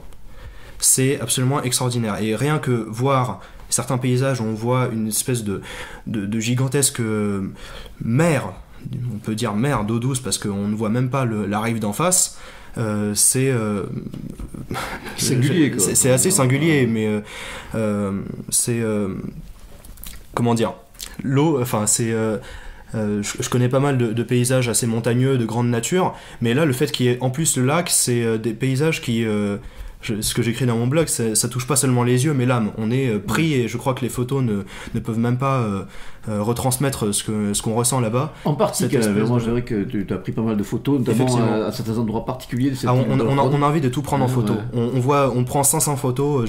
En revenant, j'avais 1400 photos. Bon, j'ai réduit un petit peu le nombre à un peu moins de 400, mais voilà, donc rien que les dimensions de ce lac, plus de 600 km de long, mais d'eau douce, quoi. Et puis de cette manière, imprégnation chez l'habitant, avec effectivement, un rythme de vie très russe, très local. Je n'ai ni dormi ni dans des hôtels, ni dans des auberges de jeunesse, mais tout simplement chez des gens. Voilà, tout simplement le logement chez l'habitant, ce qui, d'une part, est beaucoup moins cher. Et deuxièmement, ça permet vraiment de se plonger dans la vie des gens qui vivent là-bas. On arrive chez eux, on dort chez eux, ils nous servent à dîner. Sauna, vodka. Exactement, des gens qu'on n'a jamais vus de notre vie, qui nous accueillent, qui nous servent de la vodka qu'ils ont fait eux-mêmes. D'ailleurs, une fois, j'ai goûté de la vodka à base de sève de pin que le type avait fait lui-même. C'est absolument très... C'est vraiment du boulot aussi que je connais. Tu en as voir d'ailleurs. Voilà. Et on dîne chez eux, on va à la banya, c'est-à-dire le sauna russe. C'est exactement une imprégnation dans la vie locale, dans le milieu local, dans cet univers où lorsqu'on se balade, notamment sur l'île d'Olkhon, lorsqu'on arrive sur certains sommets, d'ailleurs c'est assez intéressant, le sommet le plus élevé de toute la région est à plus 1600 mètres plus 1600, et juste à côté se trouve la faille où se trouve le point le plus profond. D'accord, donc, oui, il y a vraiment un contraste. Exactement. Et lorsqu'on arrive dans ce sommet, moi personnellement, j'ai eu l'impression de revenir à une espèce de... on se prend à se prendre pour un chasseur-cueilleur de la préhistoire. Un endroit un peu primordial. Exactement. Manière, on ne voit personne. Il n'y a évidemment aucune pollution, ni visuelle, ni sonore, aucune trace de civilisation sur les kilomètres et les kilomètres à la ronde. On est juste là avec ces montagnes, cette forêt et ce lac extraordinaire. Justement, il y a un endroit que tu décris qui semble t'avoir particulièrement marqué, c'est le fameux cap Roboy. C'est ça, c'est la pointe extrême nord de ce lac, de cette île, qui est l'île de Lron, puisque lorsque je suis arrivé sur l'île, j'ai d'abord passé un petit peu de temps dans le village principal de l'île qui s'appelle Rougil, puis je suis parti un peu plus au nord dans une station météorologique, où avait d'ailleurs dormi Sylvain Tesson lorsqu'il avait fait son voyage au Baïkal, et effectivement j'ai fini par arriver dans cette pointe nord qui est effectivement une pointe, un rocher qui tombe à pic. On se retrouve devant cette étendue gigantesque d'eau douce, pure, qui est là depuis des millions d'années, puisque je crois que le lac Baïkal est le lac le plus ancien du monde. Il a, il me semble, quelque chose comme 200 millions d'années. Je dis peut-être des bêtises, mais il me semble que c'est le bon chiffre. Et on ne voit que de l'eau à l'horizon. Et on se dit que tout ça, c'est de l'eau douce qu'on peut boire, qui est pure. Et l'effet est absolument saisissant. Je n'ai jamais ressenti ça de ma vie. Voilà. En tout cas, voilà, on sent vraiment un enracinement dans le paysage local à travers le rythme que tu as donné à ton séjour, très sain. Ouais. Une fréquentation d'avion. Qu'est-ce qui est ressorti un petit peu de discussions que tu as pu avoir avec les gens qui vous ont accueillis, ton père et toi, ainsi que tu décris aussi 2 globetrotteuses, une française et une canadienne, exactement, qui vous ont partiellement accompagnés. Donc, qu'on a rencontré dans ces fameuses marchroutka, là, ces espèces de mini bus russes, où on est effectivement entassé à 150 il faut en essayer au moins une fois. Donc effectivement, ça crée des liens. Donc on a effectivement passé une partie du périple avec ces 2 Québécoises qui sont donc parties avec nous au village, à la station météo, au Cap Roboy. Parce que, de quoi, quels sont un peu parmi les sujets, j'imagine que vous avez pas mal discuté. Enfin, toi, tu es russophone. Oui. Tu as pu un peu discuter avec les gens, ou discuter de politique, de choses et d'autres. Qu'est-ce qui a pu ressortir d'intéressant que tu pourrais transmettre à nos auditrices et auditeurs ? À vrai dire, j'ai eu assez peu de conversations politiques. À part que, le seul point un petit peu amusant, c'est que notre guide là-bas était une Ukrainienne, enfin d'origine, puisque ses 2 parents étaient d'Ukraine et même d'Ukraine de l'Ouest, donc la partie vraiment Ukraine, il me semble que c'était conscient de son identité. Ivano-Frankivsk. Ivano-Frankivsk, exactement. Mais qui pourtant se sentait absolument russe. D'ailleurs, elle parlait ukrainien et connaissait très bien tout ce qui touchait à l'Ukraine, mais elle n'arrêtait pas de parler de ces 2 peuples frères qui s'entretuent. Elle avait l'air assez, vraiment de déplorer les 2. Le fait, des événements en Ukraine actuelle, c'était comme nous déplorons nous aussi d'ailleurs. Mais à part ça, je n'ai pas eu vraiment de conversations politiques avec les gens là-bas. C'était vraiment des conversations très très simples. J'ai essayé vraiment pendant 2 semaines de m'isoler complètement du monde, d'essayer de voir. D'ailleurs, j'ai eu assez peu internet là-bas, assez peu de réseau téléphonique aussi. D'ailleurs, sur l'île, il y avait pratiquement pas de réseau. Espèce de voyage intérieur, on n'a pas d'autres sons que, pendant plusieurs heures, et vraiment c'est une longue partie du voyage, on n'a pas d'autres sons que les sons de la nature, aucune voix humaine. Donc c'est vraiment l'occasion d'une bonne méditation et d'un voyage intérieur. Alors en parlant de méditation, tu décris aussi sur ton journal de voyage ton périple à Ulan-Ude. Oui. Et là, tu te plonges chez les premiers occupants de l'endroit à travers les bourriates, qui sont des Mongols en fait. C'est ça, on les appelait d'ailleurs les Mongols de la forêt. D'ailleurs, il me semble que le mot bourriat est un mot mongol qui veut dire traître. C'est-à-dire que je suis pas tout à fait sûr de moi, mais je crois que c'est ça. Mongol était fils de la steppe avant tout. C'est ça, et c'était des gens qui étaient des Mongols qui avaient été exclus et qui étaient dans des parias, des sortes de parias. Mais c'est vraiment, ethniquement c'est des Mongols, et puis on voit par exemple ils ont des yourtes exactement comme les yourtes mongoles, mais sauf qu'elles sont en bois. C'est-à-dire que c'est des yourtes mongoles mais en bois. Donc voilà, c'est vraiment les Mongols de la forêt qui sont d'origine chamanique. Alors aujourd'hui, la majorité sont bouddhistes. D'ailleurs, il y a un grand temple bouddhiste. Alors oui, d'ailleurs, il y a un temple surprenant d'ailleurs. Un gigantesque temple bouddhiste. C'est le Datsan, ce qu'on appelle un Datsan. Les Datsan, espèce de grande c'est ça, on voit une pagode, un monastère. D'ailleurs, c'est là okay. que sont formés tous les moines bouddhistes de Russie. Ils viennent tous là et de là sont envoyés dans tous les coins de Russie. Tu as d'ailleurs photographié, oui, des petits colifichets avec des symboles solaires bien connus, trop bien connus, auxquels on ne prête pas bien sûr la même signification, ça va de soi, pour ceux qui connaissent un petit peu les spiritualités orientales. Mais à l'origine, les bourriates les bourriates étaient chamans et on retrouve quand même si les gens sont aujourd'hui bouddhistes, ils ont conservé un certain nombre de traditions chamaniques, comme on peut le voir par exemple lorsque j'étais dans la vallée de Bargouzine, qui est une grande vallée dans la partie est du Baïkal, sur la côte bourriate. Donc on retrouve très souvent des sources sacrées, on ne trouve pas beaucoup de pierres avec des pétroglyphes datant de plusieurs milliers d'années, des arbres sur lesquels sont attachés des rubans. Anecdote assez intéressante, notre guide par exemple, qui n'avait pas l'air du tout religieux ou quoi que ce soit, lorsqu'il entrait sur la vallée, il a arrêté sa voiture, il est descendu de sa voiture et il a laissé une pièce sur une pierre qui la pierre du chaman, où il fallait absolument laisser une pièce sinon pour pouvoir entrer dans ce lieu. Oui, c'est un petit peu les reliquats de croyances, qu'on retrouve aussi chez les orthodoxes. Je pense que vous avez tous remarqué des fois ces petites icônes qui trônent soit dans les minibus, soit dans les voitures. C'est ça, oui. La Sainte Vierge qui protège un petit peu le voyageur ou le conducteur. Donc on a, en fin de compte, ces pratiques qui restent vraiment enracinées quand même. On sent cette espèce d'enracinement. Dans cette vallée de Bargouzine, j'ai visité, nous nous sommes arrêtés pour déjeuner dans un village qui s'appelle Souvo, il me semble, où la dame qui nous a offert son hospitalité nous a raconté une anecdote, parce que dans son village il y a un chaman qui vivait, et nous a raconté cette anecdote d'un jeune homme qui voulait connaître son futur, donc il est allé voir ce chaman. Le chaman qui a commencé à faire des rituels pour essayer de voir l'avenir, il voit un ours dans la steppe avec une tête de mort, enfin avec un crâne, et il dit au jeune homme tu as offensé l'esprit des steppes, tu vas mourir bientôt. Et le jeune homme est mort 2 mois plus tard. Voilà.